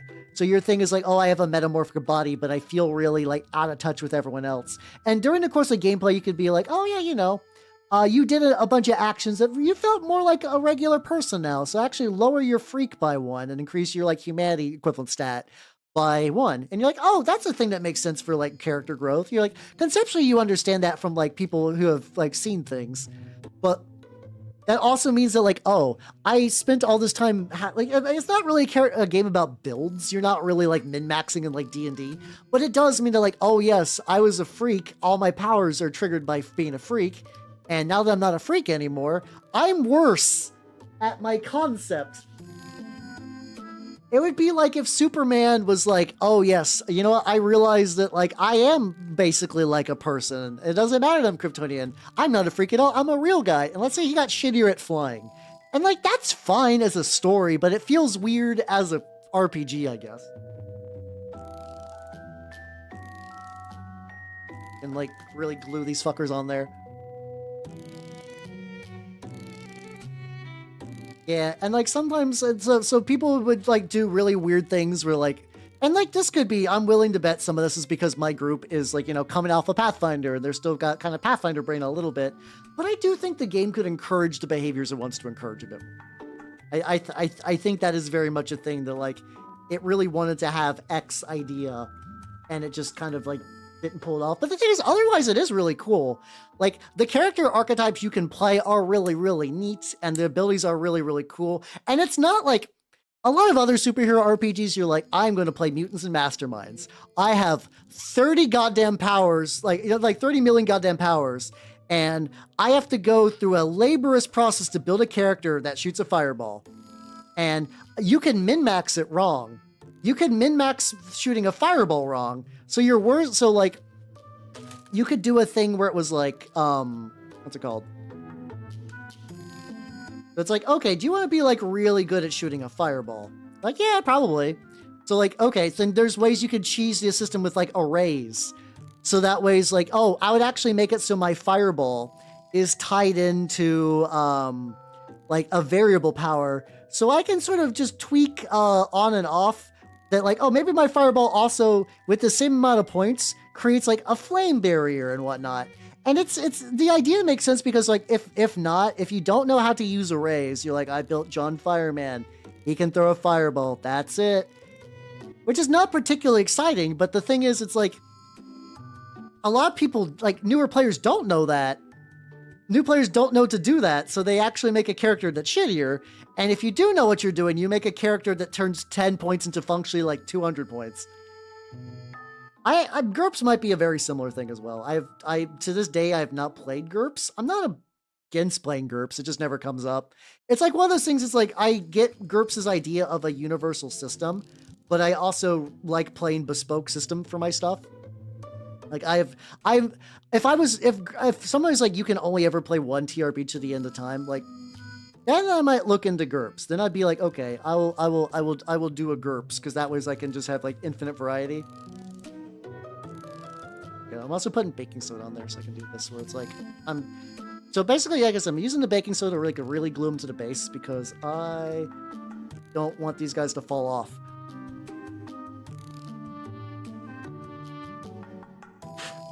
Alright, so we got one. I get basic. Actually, these guys got like pretty good reach too, so I could get up in that gooch. How you doing, 14? How you doing? Welcome. Oh, I wouldn't be surprised. Yeah, that does not shock me. Also, these guys are like barely fitting on 25mm bases. These probably compared to your average Mordheim model, these are going to be very large, and that's fine. Whatever. So doing like a little test fitting. That rock and then that pile of rocks in the front. But like I don't know, seen people talk about on TG for years. I'm like, oh, this would be neat. I can see the appeal to a certain degree. Well, I don't know. I guess also too. I got like I could show this too. I got like this little, like I said, I got my little box of baking soda. It's like this stuff gets everywhere, so I just kind of like keep it in one area. I can just go back and just like hit this up a little. I'll probably cover these with like fake dirt too, so like doesn't really matter too much. Also, I know that there's like one GURPS book called Transhuman Space that's apparently really, really bitchin'. How you doing, Shadow? How you doing? I'm applying baking soda to rats so I can make sure that the rat will never get off his base. Never.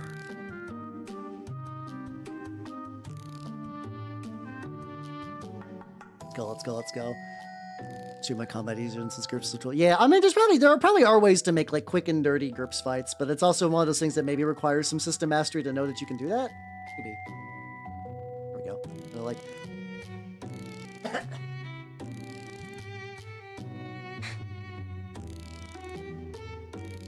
There we go. It's gonna remove a lot of the details from the feet, but you know what? These are dirty, like sewer rats. So like if they got just like dirt on their feet, there we go. Oh my god, that must have been. How big was that collection? I know GURPS is like. Are they still making GURPS books? Like I know like Rift still gets books from time to time. So I know like some of those sort of like more like venerated I don't know if I'd say Rifts is venerated, but you know what I mean. Like these kind of like long-standing ones. Oh god, I imagine. I have I forget what the IKEA bookshelf that's like the one that's divided into squares. I got one of those for my hardbacks. It's like full. And then I have a smaller bookshelf that I use for like paperbacks and stuff like, or for like really, really light books that are TRPGs. Kallax, yes, I have a Kallax filled with TRPGs. I also got like a pretty decent collection too. I got some good shit in there. I got Maze of the Blue Medusa. I got Veins of the Earth. I got Eoris, like the entire both of the books and their like funky little collection thing. I don't think a lot of the other ones aren't like super duper rare. I got a copy of Mordheim, so that's cool. Yeah, ancient. I bookshelves are so good. I just put together really. Apparently, somebody was like, "Oh yeah, the bookshelves on Target are like reasonably comparable to like some of the IKEA cheaper bookshelves." I just don't have an IKEA near me, so like if I order anything online, I have to pay so much shipping that the IKEA discount just doesn't really give me any benefit anymore.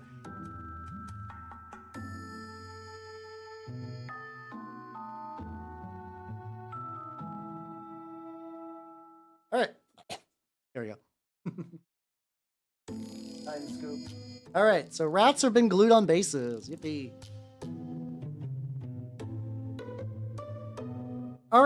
It's like I don't know. Like I know some of the tabletop RPGs, whenever they do an edition change, they're like, "Oh, this is basically the same game with errata." Is the difference between 3rd edition and 4th edition GURPS is that particularly large? Like, is there like a big change between those? I've never hiccuped this much, I think, like in a long time.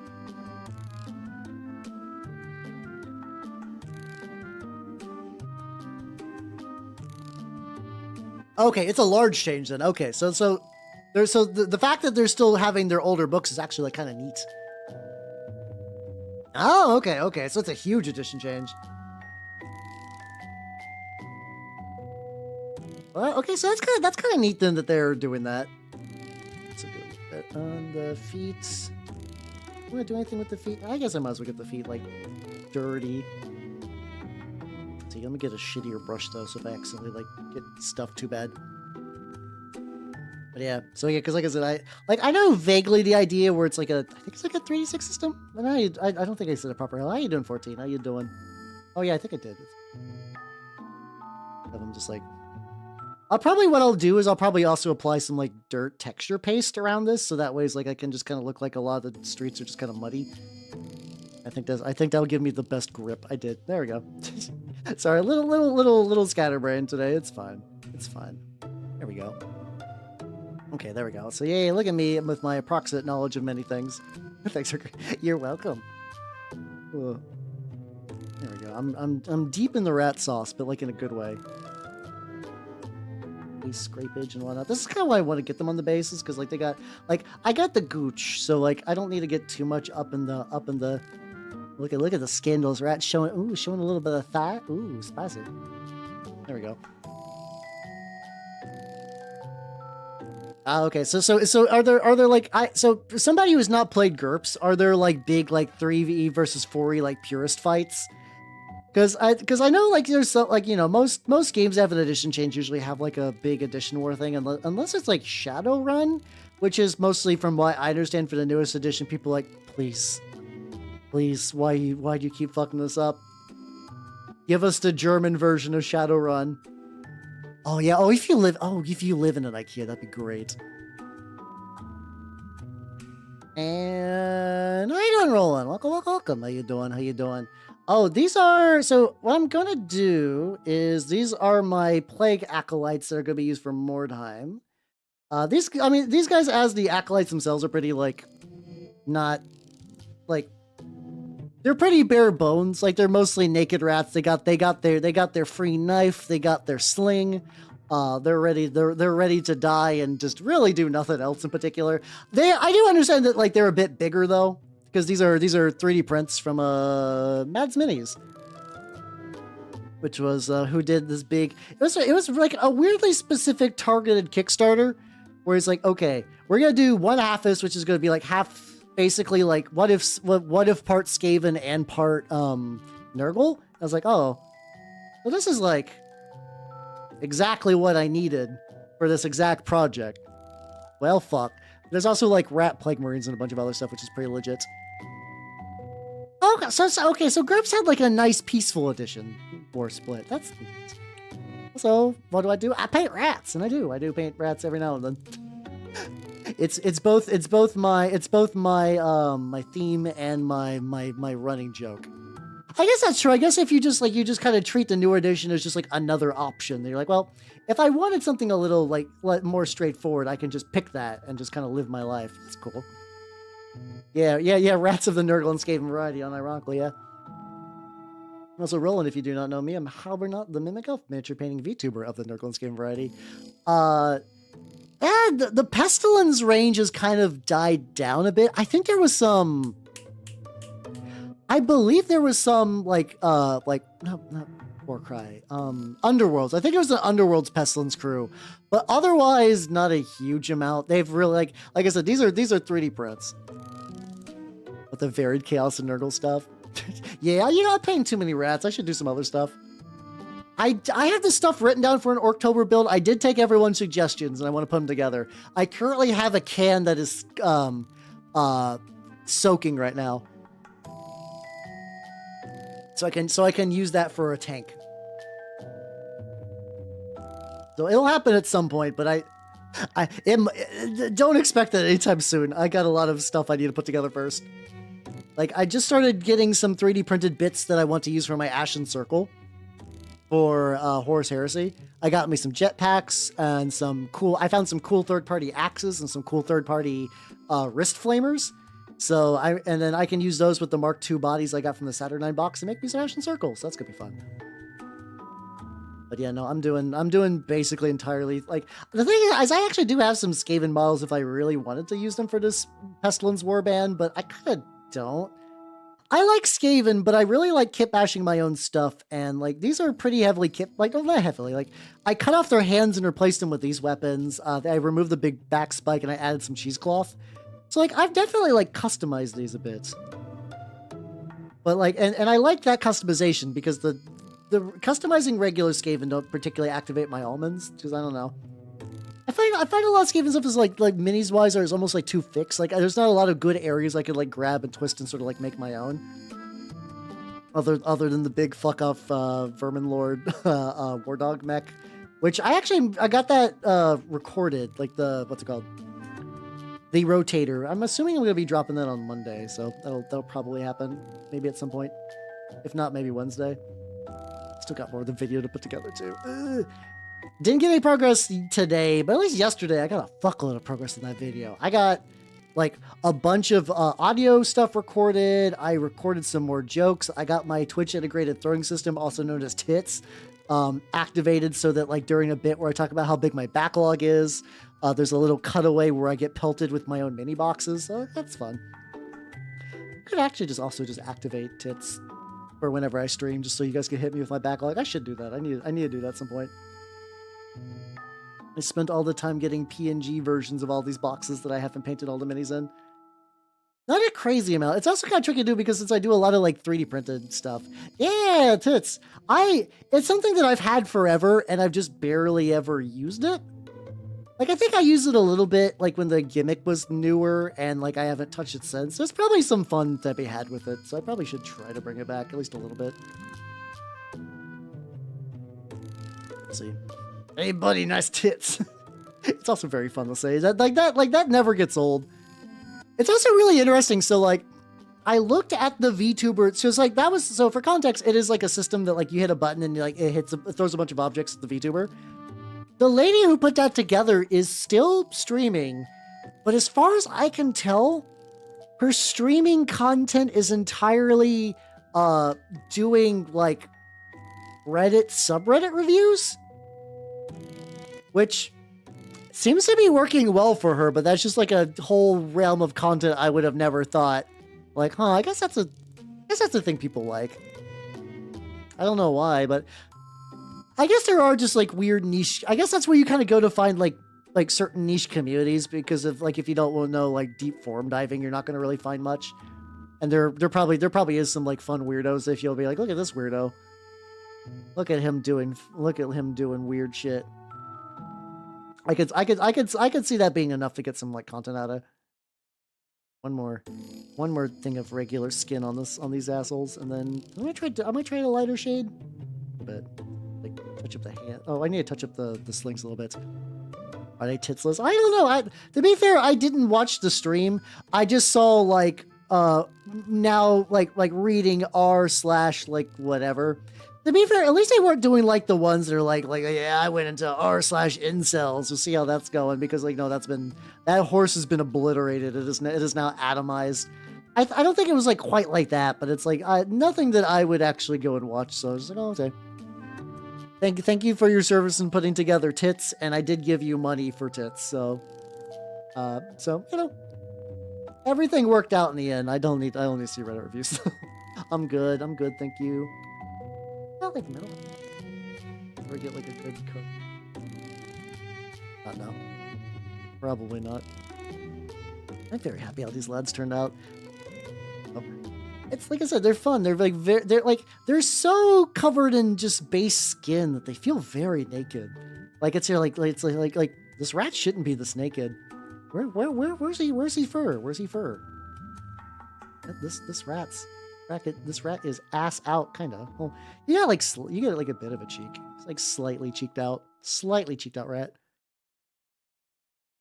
Get those little spikes later, but I'll worry about that in a bit. The belt I have to kind of wing it for the back, because like that is going directly over cheesecloth. There is no actual belt there. I was a little worried that once I glued them on that some of the angles would be like impossible to reach, and it doesn't seem like it. Yippee! Oh yeah, look at you. Look at the lads. And then after this I have to go through and do, see what's all more in my list. So I have a list going on new recruit that I need to like. It's also really weird. The new recruit is like, oh yeah, every time you buy a plague rat, you get 2 of them. And I don't know if that's true. See, I was thinking about that. I think I will do that, Fuber. I just don't think I want to do it for these. So, because like these guys are the like acolytes. Like, so these guys are like my shittiest dudes next to my plague rats. So I want them to kind of look like extra shitty and mangy. Like I really want the actually there we go. I really want to go with the idea that these guys are just kind of like low tier garbage. Like they are the scum. And then maybe the ones that are more put together, those are the ones I'll give them maybe some like little like fur.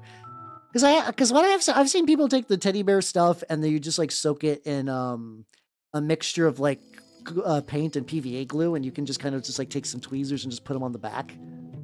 And or like the thing is like I don't want to go like super like brightly colored. The guy was doing for like Chaos Space Marines, so he was doing like really bright red and have it like streak, and it looked really cool. But like that was for corn guys. I was like, these guys aren't gonna be quite like that. I was like, what I can do is that I can instead just maybe just have like a couple with like some tufts of gray on the back.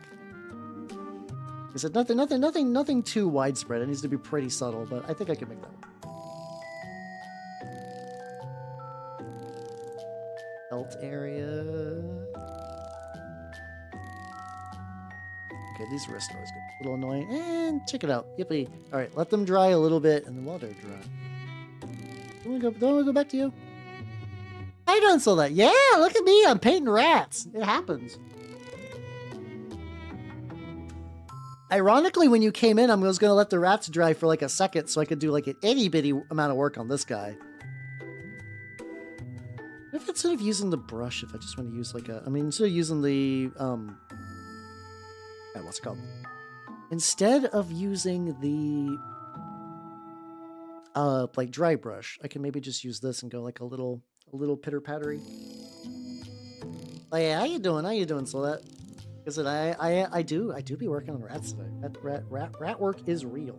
It is real. But while they are drying. Actually, maybe I should do that thing. Maybe I should do that technique where I purposely try to get them bright, and then just kind of go back with a different color and just try to build up on it. I can actually just try. That's like another highlighting method where it's like you instead of doing like building up from like the darkest to the brightest, you just kind of do like a big bright and to just kind of get it in there, and then eventually you just kind of go down and just kind of like kind of smooth it out almost in a weird way.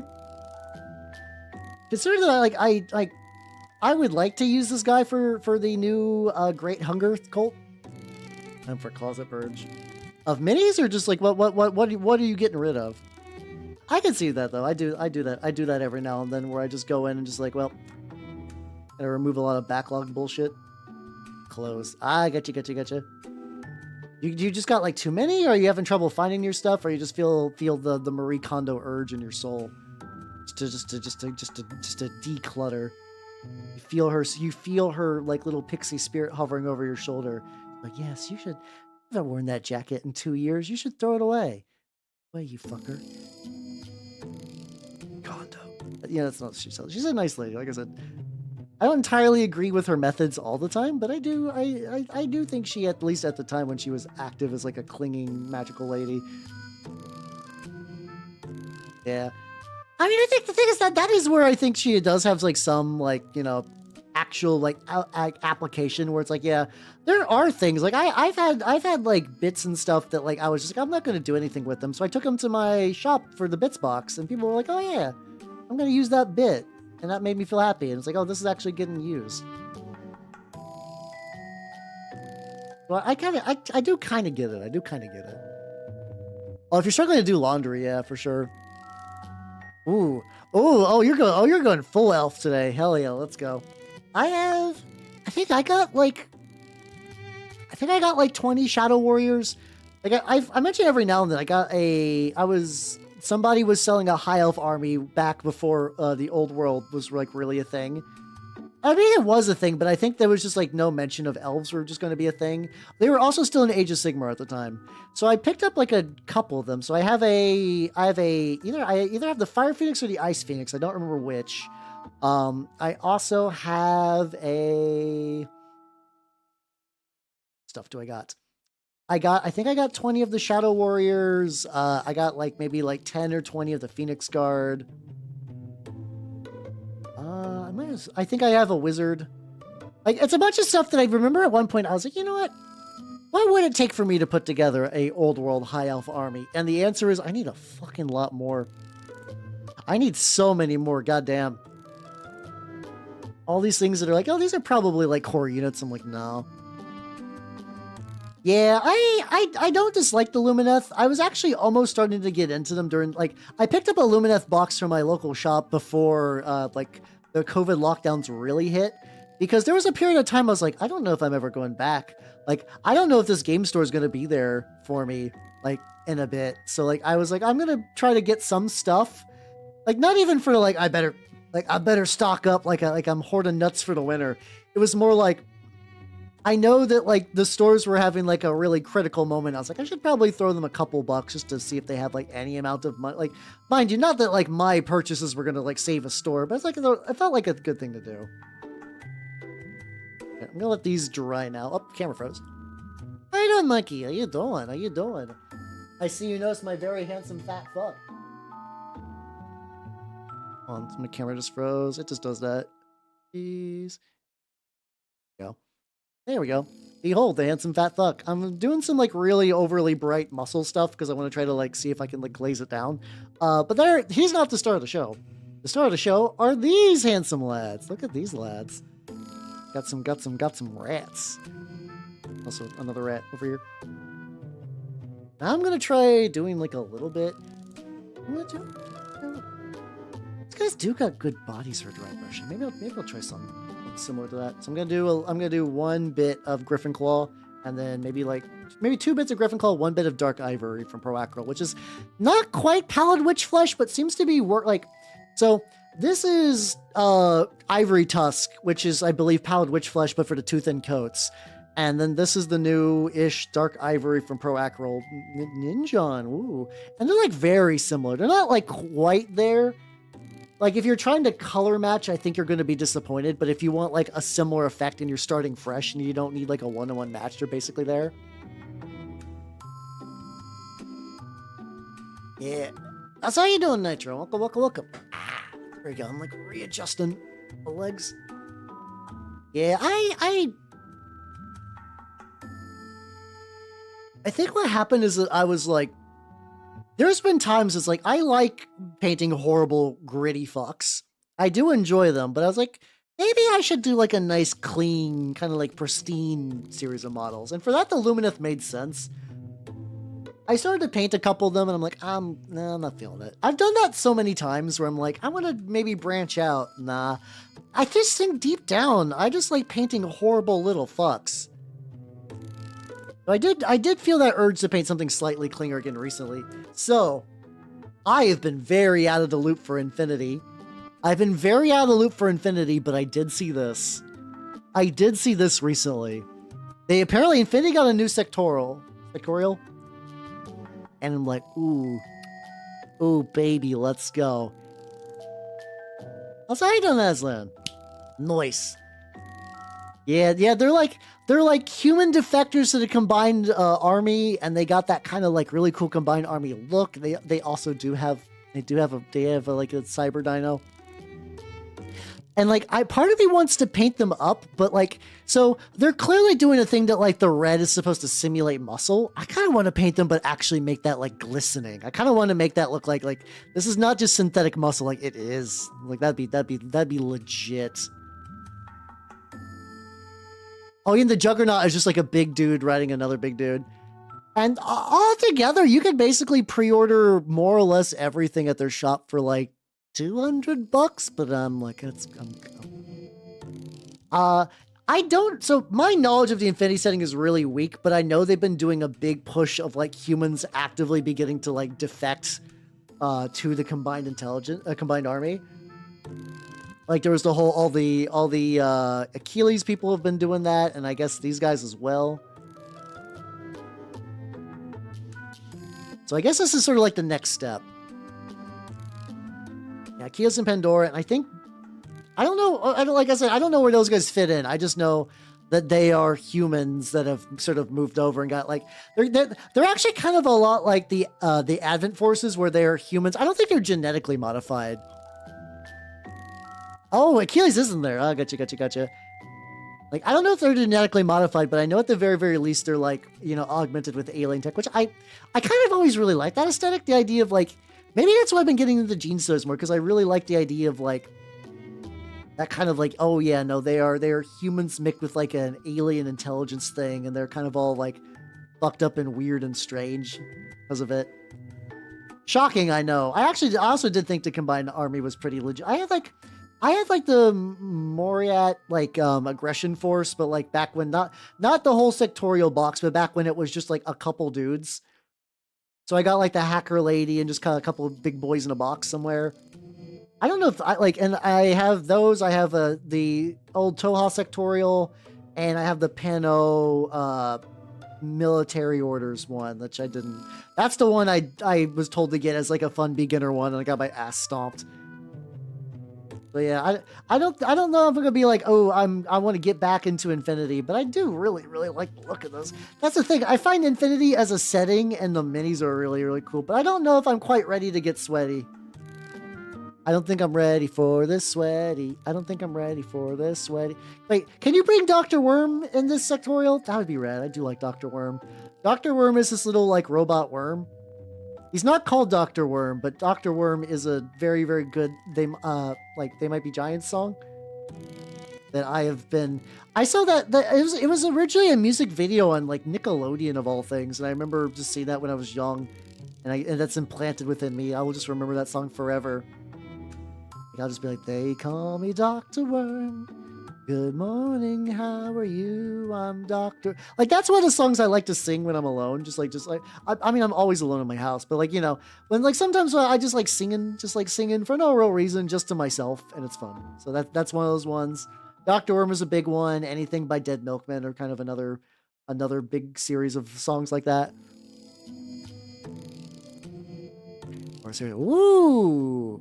Oh, that would be cool. Oh, fuck yeah! Oh, Mike, have you been seeing the mouse train I've been working on recently? It's been legit. There was a 3D. Oh my, that I didn't know. That I didn't know that there was a 3DS They Might Be Giants video debut. That sounds buck wild, but that also feels like really on brand. Feels really on brand. Let's see. Legs. I feel this like little highlighty stuff's been doing pretty good. I would believe you. I could totally see that. They do. I don't know a lot about DC, so I don't know like a lot of the extended rogue gallery, so I do not know Mr. Mind, unfortunately. They do get Dr. Worm. Ooh, I do like Dr. Worm. I don't have Dr. Worm, weirdly enough. I think it was always on the list that if I ever got more serious in the game, I might consider Dr. Worm, but that just never happened.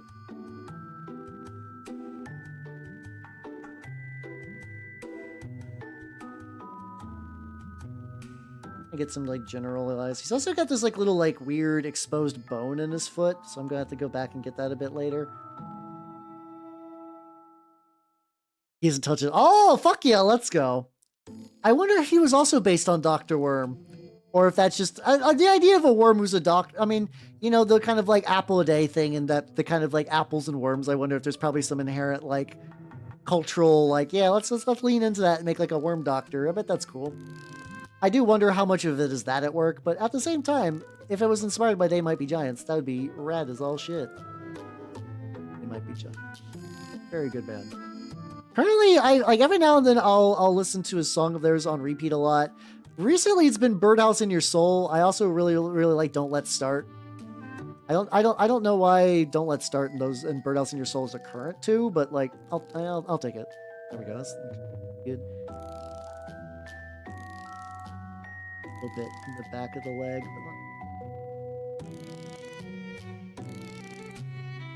I can get that belly. Oh, look at that belly. Oh, look at this. Look at this fat fuck. Look at this fat fuck and all of his folds. Hell yeah. He's got so many folds. So fun to paint all the folds, everybody. Everybody, paint yourself some fat fucks. They got folds are fun. Folds are fun. The comics was oh, so he's old then. Okay, never mind. Also, I did not realize how many of you have all been like big DC sleeper nerds. I guess I don't bring up Western comics a lot. I don't even really bring manga up, to be fair, though. Everybody's just like, we're just waiting for the day. We're waiting for the day Hell decides to bring up DC stuff. We're waiting on bated breath. Hell yeah, let's go. Let's fucking go. I do think it's fun. As somebody who doesn't know a huge amount about DC stuff, learning about it is like, oh, cool. Hell yeah. I do bring a Baki a decent amount. I need to do what I'm planning on doing is I'm buying physical copies of Baki, and I'm just using it as an excuse that I'm just going to try to read it as it comes out again, just to sort of catch myself up. I didn't get to the Musashi arc. I was like, you know what? I can just take it easy. I can just take it easy and just sort of like... the other option would be just to watch the anime. Because I know the anime skips the original tournament arc and goes... I think it... Doesn't the anime start on the criminal arc? Or does it go past the criminal arc and start somewhere else? I know it skips something. I know the original Baki OVAs, I believe, do the tournament arc. And then maybe some other stuff. And then, like, maybe the newer one just skips that. Maybe it's under the impression that you would watch the old one. That I don't know. And anime adaptations are a magical thing. Ooh. I got a pal with this guy. Listen. Okay, I gotta get off his, like, head and shit, too. Also, the lump on his back, so like I said, originally he had horns, but what I just did is just like cut it off, and I put some Mr. Dissolve putty as like a big blob, and then as it was drying, I would actively try to squish it down, so it's left these like really interesting, like weird kind of like wrinkly folds back there. I'm very, very happy how that turned out. Because originally I was just going to leave it as like a big flat lump, but one of them I accidentally ended up touching. I was like, oh, yeah, you know, this is a cool effect. It's one of those like happy little accident things where I'm like, oh yeah, no, this actually looks rad as shit. I'll purposely mush my models for greater effect.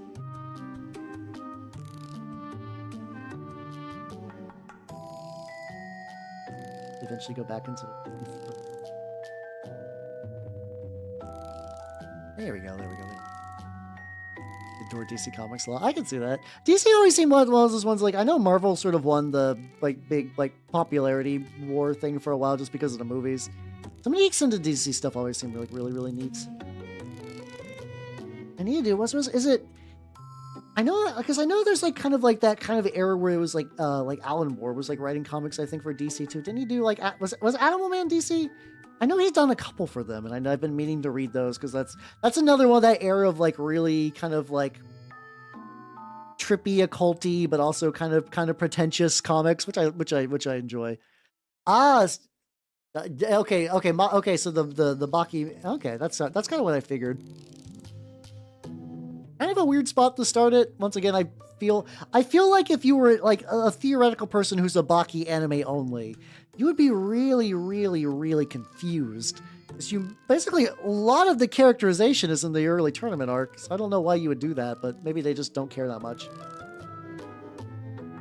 I guess to a certain degree, the anime is kind of supplemental, but some people are just like, yeah, no, this is it.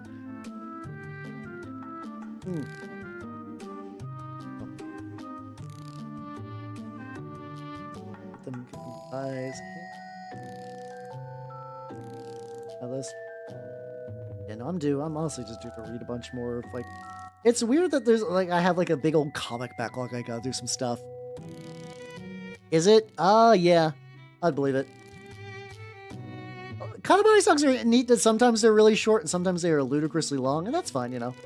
Katamari is full of wonder like that. Once again, one of the best series in terms of music where basically every game has bangers. Like, I'm sure there's some debate for, like, what series has, like, the best bangers, but, like, it's still... I can't think of one where it's just, like, every song just... Like, even the newer one managed to do, like, really well in the music. Yeah, that's true. Because, like, I know... So I did not watch the new Superman, but I also just typically don't... I typically just don't go into theaters and watch movies. But I did remember a lot of people like, yeah, we just kind of liked a Superman that was, like, not edgy and was, like, you know, trying to be, like, a genuine hero guy.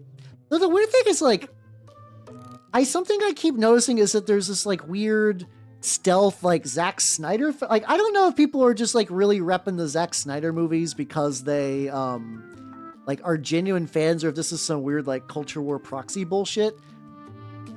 But just seeing, like, some just, like, weird, like a group appear from the ether, just be like, no, we actually really like the Zack Snyder movies. I'm like, I feel like if that was true, I feel like if that was true, that those movies would, like, still be going.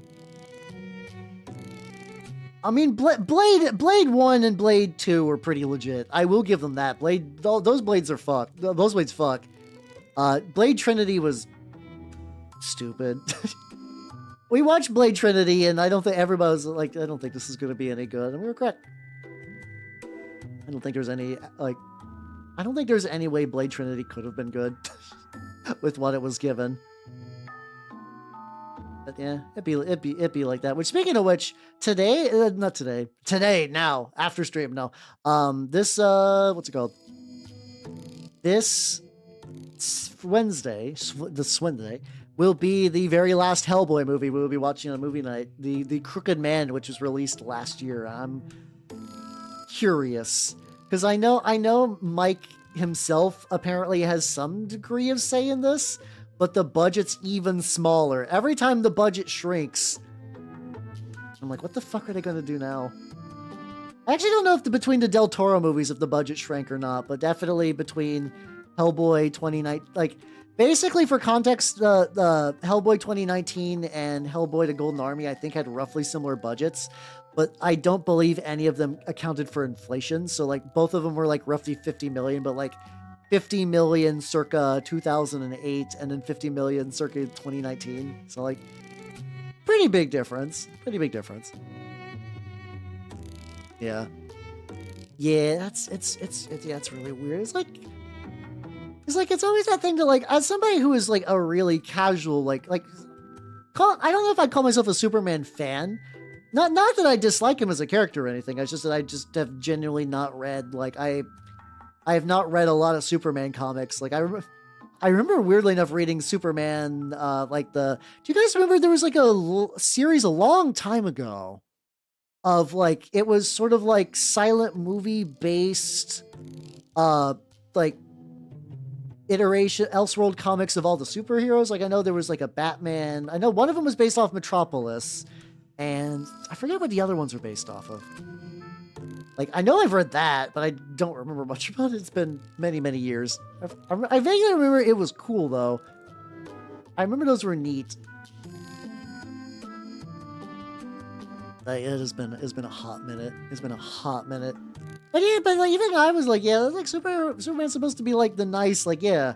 He's the person we're supposed to aim to be. He's supposed to be like, the whole point is like Superman is the pinnacle of like what we should aspire to be, even though he's not a person. He's an alien. And that's kind of like the fun irony of it.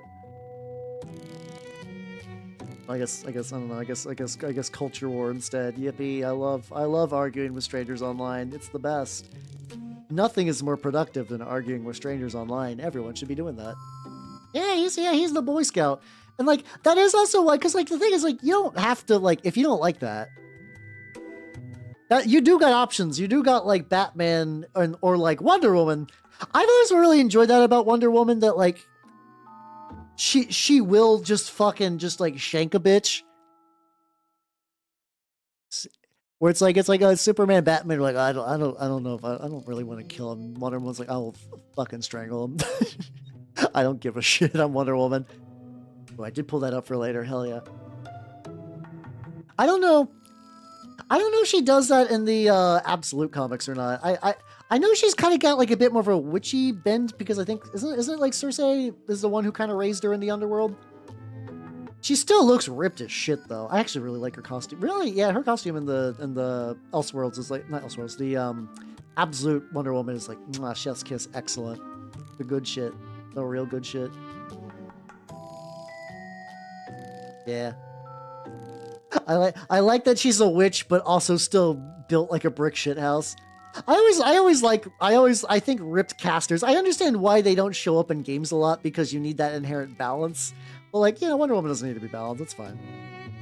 It's fine. She's not a player character. It's cool. And she's gonna be fighting appropriate things, so it'll be fine. I don't know. Conceptually, she will. She'll deal with problems that are applicable to her story. She seems neat. Yeah, I don't know. Like I said, I think the Absolutes, like, I would like to probably do at least, maybe start with Absolute Martian Manhunter, and then maybe see if I feel spicy and do something else. Maybe. Martian Manhunter's the one like that. That's the one that, like, every time I see any panel from that, I'm like, this is fucking beautiful. Holy shit. It's that kind of thing that like I really like it when like a art gets like really, really like neat and abstract like that.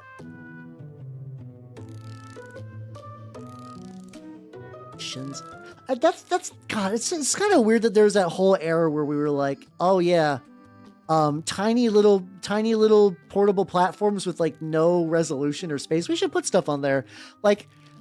Do you remember when they were actively trying to put like episodes of like SpongeBob on like Game Boy Advance cartridges? Like I've never like, cause I was been aware of those for years. I don't think I've ever seen one like in person. I have to imagine that they are the crunchiest motherfucking thing ever with like, but even besides the visual clarity, I have to imagine the audio is going to be awful. Like, God bless the GBA. It was not made for like TV audio. I mean, putting cartoons on that makes sense, but whatever. I have not known. Like I said, I'm when it comes to comics, like I've always sort of been in that realm of like I really like comics that aren't really supers. Like I said, Mouse Guard. I have all the Invisibles, some of the Meta Barons. I was starting to read my way through Sandman a while ago, and I just kind of stopped, and I never really got back to it. What's some other ones? I got the God, what was it? There's a VTuber. If you guys really like comics, there's a VTuber named Egg Channel. He does like a bunch of. He's like legitimately comic books are his thing. He does like a lot of like comic book streams and reviews, and he does not reviews, like kind of like talking about comics and stuff. Because I wanted to read the one that there was one where like so I've been aware of Dog Welder for years, and For context, Dog Welder is a man who welds dogs together. And he's like, oh yeah, no, there's like a comic where Dog Welder actually like uses his powers. Like uses his powers to like in an actual like beneficial way for humanity. And I'm like, oh, that sounds rad as hell. And I got recommended that. And I think I have that physical volume somewhere in my house. So I need to get around to reading. There's also one called, I think it was called like Black Hammer. That it was like a bunch of superheroes that sort of like saved the day, but they got trapped in this sort of like alternate dimension where they sort of had to just like live for themselves for like decades and then eventually got freed. I remember seeing some stuff for that, and that was cool. And I picked up a copy of that as well. My backlog, guys. My backlog is so big. My backlog is so big that I forget things are on the backlog. That's how big my backlog is. Pain, agony, even. Yeah, check out these chunky fucks. Hell yeah, look at them. Oh yeah, let me go back to you. Go back to these. We got some like pretty decent highlights and little detaily bits. Like little pustules that I definitely need to I definitely need to highlight some of them. Casually Comics. Let me see what those are. I feel like really stretching out my hands today. I don't know why. It's because I was rolling too many dice today. I did roll a decent amount of dice. Turnip is a game where you roll at least 12 dice. Oh, it's a YouTube channel. Oh, okay. I'll pull that up. I'll pull that up on the forever growing list. So like, if it takes me a while to like check them out, you know what's up. You know what's up. Still, I do got them pulled up on another tab. Is it raid time? No, not yet. I got a little bit more. I got a little bit more time. I got a little bit. We'll be soonish. Definitely will be soonish. Yeah, so we still gotta squeeze a little more rat time. This is also I'm very happy with this rat. This is another one of those that like they're not done like by any means. But if I showed up to a game with them, I'd be like, you know, these guys look sufficiently ratty. They got some highlights. They got some bases. And then maybe I'll try to work on them next week as well, because I have them, and I also have the had break. Fuck off. I do also got the plague rats as well. Not plague rats, sorry, giant rats. I got the giant rats.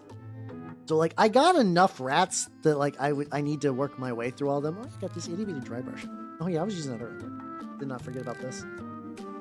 Do need to clean it out though. It's getting bumped up.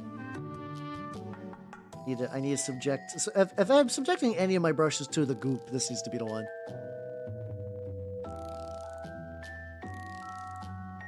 Huh. That's a weird choice.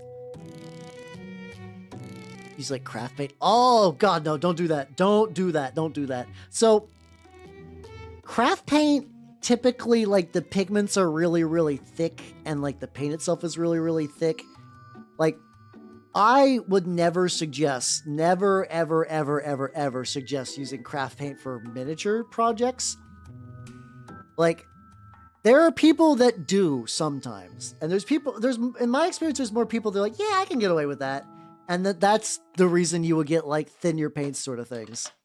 I would genuinely consider saving up, like if it's a money issue, I would still say look into getting like there are primers, spray-on primers you can get from the hardware store that aren't like War Games branded, that are still pretty decent. It's like even like really, really good for minis. Like I don't know the brands off the top of my head because I don't use that, but like don't you. Craft paint is useful, but it is useful for terrain. I would not use craft paint on minis ever, ever, ever, ever, ever. It won't end up well. I've seen it in person that it won't end up well. It is not worth it, especially if you put like a lot of time in your minis. It is not worth covering them in a layer of the thickness. Yeah, but because usually with terrain, like there's less details to clog up, and also like terrain also does have a bit of Oh, I'm not saying you need an airbrush. I mean, you could just get like a rattle can of spray paint. Get some like I forget what the brand. But like, that's how you doing, Rust-Oleum. There we go. Yes, yeah. Just do Rust-Oleum and then like look up some suggestions for how people use those for priming minis online. Or you can get brush on primer. That's also another option. But yeah, how you doing? I've been working on rats today. I got like a couple of they're not done really by any means. I've been making like really, really, really good progress on these Plague Acolytes for Mordheim. Because like most middle-aged people that do Warhammer stuff, I too wish to do Mordheim. You did Ghost. They're like, hey, let's go. I do find it funny how it does seem to be like a middle-aged thing. We also did get like for the turnip, like we didn't do a tourney today, but we did like a big turnip event. We got this kind of like, I don't know if they were like, so how are you doing N17? Oh no, these are Skaven. These are so Mordheim has a Skaven sub-faction in there, usually for like Clan Eshin, but in the expansion books, or I think it's either like an expansion book or like a White Dwarf article, you could run Clan Pestilence, which is what I'm going to be doing. Because I don't really care about Clan Eshin. That's the one that's all like ninjas and shit. And like, you know, ninjas and shit made sense in the original Mordheim. It just doesn't activate my almonds really. Yeah, Mordheim is inevitable. Yeah. But yeah, so for craft paint stuff, because terrain typically is like, okay, you're covering a lot of space. Like terrain's also like a nice thing too, that like, this is why I say if you're feeling like stressed about painting, work on some terrain. You really, really, really. So wait, did you just like, they're probably still fine depending. I would say in the future, avoid that. I would avoid that in the future as much as possible. You know, in worst case, chalk it up to a mistake and just be like, okay, these guys are just gonna be like a little chunkier than usual. And that'll be fine. I'm just gonna move on, you know? Hey, Junkies, how you doing? Welcome. Yeah.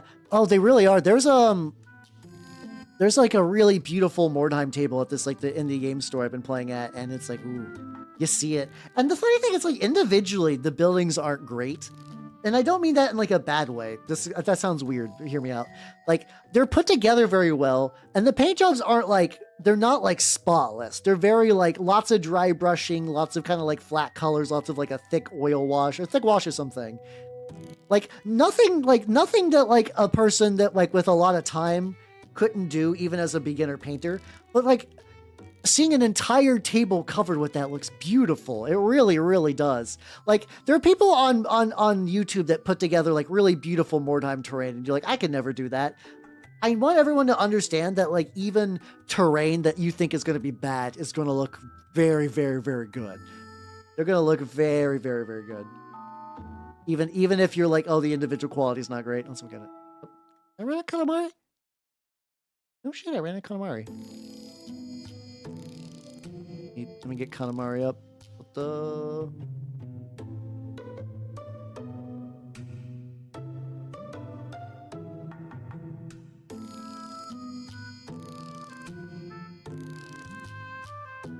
There we go. There we go. There we go. True. If you're doing turnip, it doesn't matter as much nearly, but yeah. But yeah, turnip, now we're back from the ad break. Yeah, terrain does really, so like, that's kind of always the thing too, where it's like the more of minis you put together, the better they look. So like the quality doesn't need to be like effectively golden demon for each individual one. It does, like there is legit, I think some people will use that as a way to write off the amount of like work and talent that goes into a lot of turnip stuff, but also that is true. The barrier, the skill floor is really, really low, and then the skill ceiling is just like mini painting in general. So like, you can go buck wild if you feel like it, but if you don't feel like it, you know, you can get away with a lot of stuff. I think that's nice. Some of the people who were brand new were like, some of the people who were brand new at the shop were like really, really into that. We had people come from, like I said, just like legitimately like 2 states away, and I was like, what the fuck? Like, yeah, we just casually drove like, they saw a thing. They saw this advertisement that my friend put out like a couple days ago, and like, oh yeah, we'll go. They had, so then the problem with, bleh, oh my god. For indie war games, it is distinctly possible that you want to play one and there's just nobody nearby. And you just kind of learn to accept that. It sucks, but it's like that sometimes. And this little group of like 2 people were like, oh, we're just going to be the only people that know turnip in our region. And they were able to link up with us and apparently found some other people in their state. So that might actually be growing, which is really, really neat. You definitely can. It just requires a lot of, I don't think it's worth it, but I also understand that, like, as somebody that does this, like, technically I'm a professional mini painter, kinda, in the way that, like, in the way that, like, I get paid to paint minis. Mind you, it's through like Twitch revenue and whatnot, so it's not like I'm making like gangbusters, but I think that does technically qualify. So like, I'm fully cognizant that my circumstances are very different than the average person. I'm totally aware of that. But I do think overall that you shouldn't use craft paint if you can avoid it. Yeah, sometimes it's like that. Sometimes a game scene is done by like our local Trench Crusade stuff was like a couple people small. I think there's another group that apparently sprung up that I've not got to interact with because the tricky thing about being on stream a lot is that sometimes when people play war games, I am painting as an anime dude on the internet. It's not a big deal though. It is. I do know that Trench Crusade group activates on Wednesdays, and I'm like, I can't give up movie night. I can't give up. Like, there's times I'm like, I feel like I need to change my schedule so I get more time to work on like YouTube videos and stuff. But then I'm like, I get rid of movie night. I'm like, but I like a movie night. I like watching garbage. I like holding all of you at gunpoint and be like, look at this garbage with me. And like, Hal, please no. And like, it's too bad. You're watching gore too. Like, Hal, no, please. Like, we're watching gore too. Hal, you're not going to enjoy it. I won't. So you shouldn't do that. Nope. We're watching gore too. It's an interesting push-pull. What did I get? They all got like 1 spike and it's just all in the same arm. I don't know why the guy didn't model these with other spikes, but it's not like I need to put in more spikes. Do that. Yeah, literally it is that. Let's use some dirty gray because I'm gonna need like a base for that. These are from Mads Minis. They did a big Kickstarter for like Nurgle themed rats. So these are actually built like poxwalkers. But what I did is I clipped off the back spike. I replaced the hands. The hands are both from Vivictus. So you got the knives and their slings from their Skaven set. Honestly, using Skaven, just using the Vivictus Skaven would be like easier to do 99% of the time. They're very good models too. I just saw these and I was like, oh, these would be perfect for Clan Pestilence. They're big fucks. They're going to be large compared to your average Mordheim model, but that's fine. I'm okay with that. Oh, let's go. Vivictus is really good. I haven't done any of their stuff in a while. I also just got the bestiarium stuff for the month, and there's like a really, really big moth. There's like a moth cult that has like a bunch of like insect mutated people and like a really, really big fuck off moth, which would be fun. They really are. I love how like I love their modular. I love me a modular kit. All their stuff is like, yeah, this is modular forever. If people want to get into Mordheim, and like you have a 3D printer and you just kind of want to know like an easy place to get STLs, just look up Vtuber and then they'll have everything you'll ever need. Yeah, it's like a whole moth cult thing. Yeah. Wait, that's not weird. That's entirely how Waffle House, Denny's, and IHOP stays in business. If anything, they want you to go even further back. They want you to have that same craving at 2 a.m, not because you're up early, but because you're up late. That is a very common thing. That is not unusual, and in fact, both of those all that sounds great right now. After bars close, no, they stay. I don't know if they're. I know Waffle Houses, I believe, are fully 24 hours. Denny's, I think, gets you like pretty close. I think Denny's is like roughly, if not fully 24 hours, then enough. But yeah, sure if you're like you know, you got a hangover and you need somewhere to eat, like they are good choices for that. But you know, some people do just want hash browns at 11. Okay, there we go. Denny's is also there. We go. Nice. The lads. I don't think I'm going to really have enough time to get anything else done with the lads.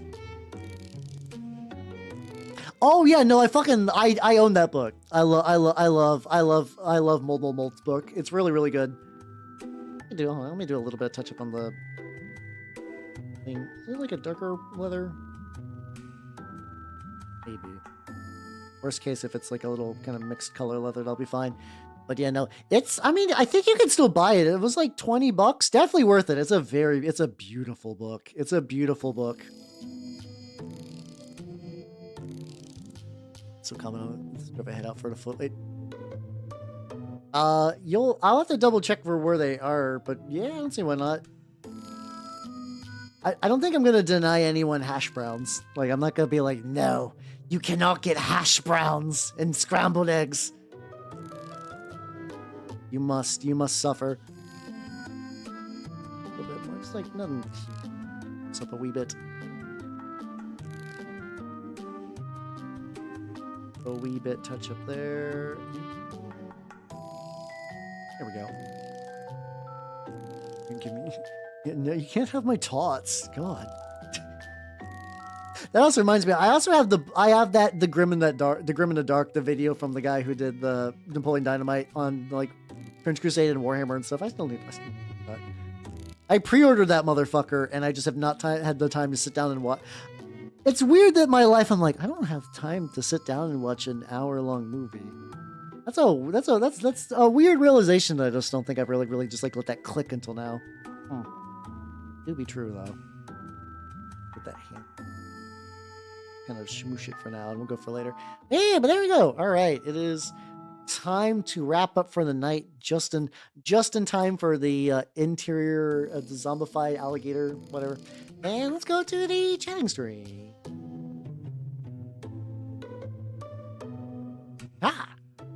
There we go. Thank you for coming, everyone. I had a lot of fun. Schedule-wise, this is the schedule for the upcoming week. I will be playing Alice. Alice will be real. On Saturday. Then on Tuesday, and Sunday, I'm probably gonna try to finish the Mordheim Rats and the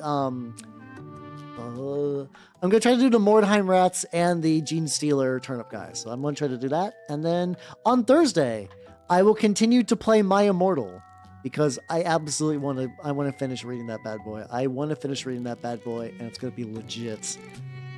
Are you sure? I'm like fairly certain. Listen, I'm going through My Immortal until I finish that shit. I'm gonna absolutely do that. Oh, let me see something real quick. Okay, I was looking at raid target stuff. But yeah, I'm gonna cut the YouTube people loose. Thank you for coming, everyone. Bye, YouTube people. Bye. I hate the knock feature. Like the knock feature.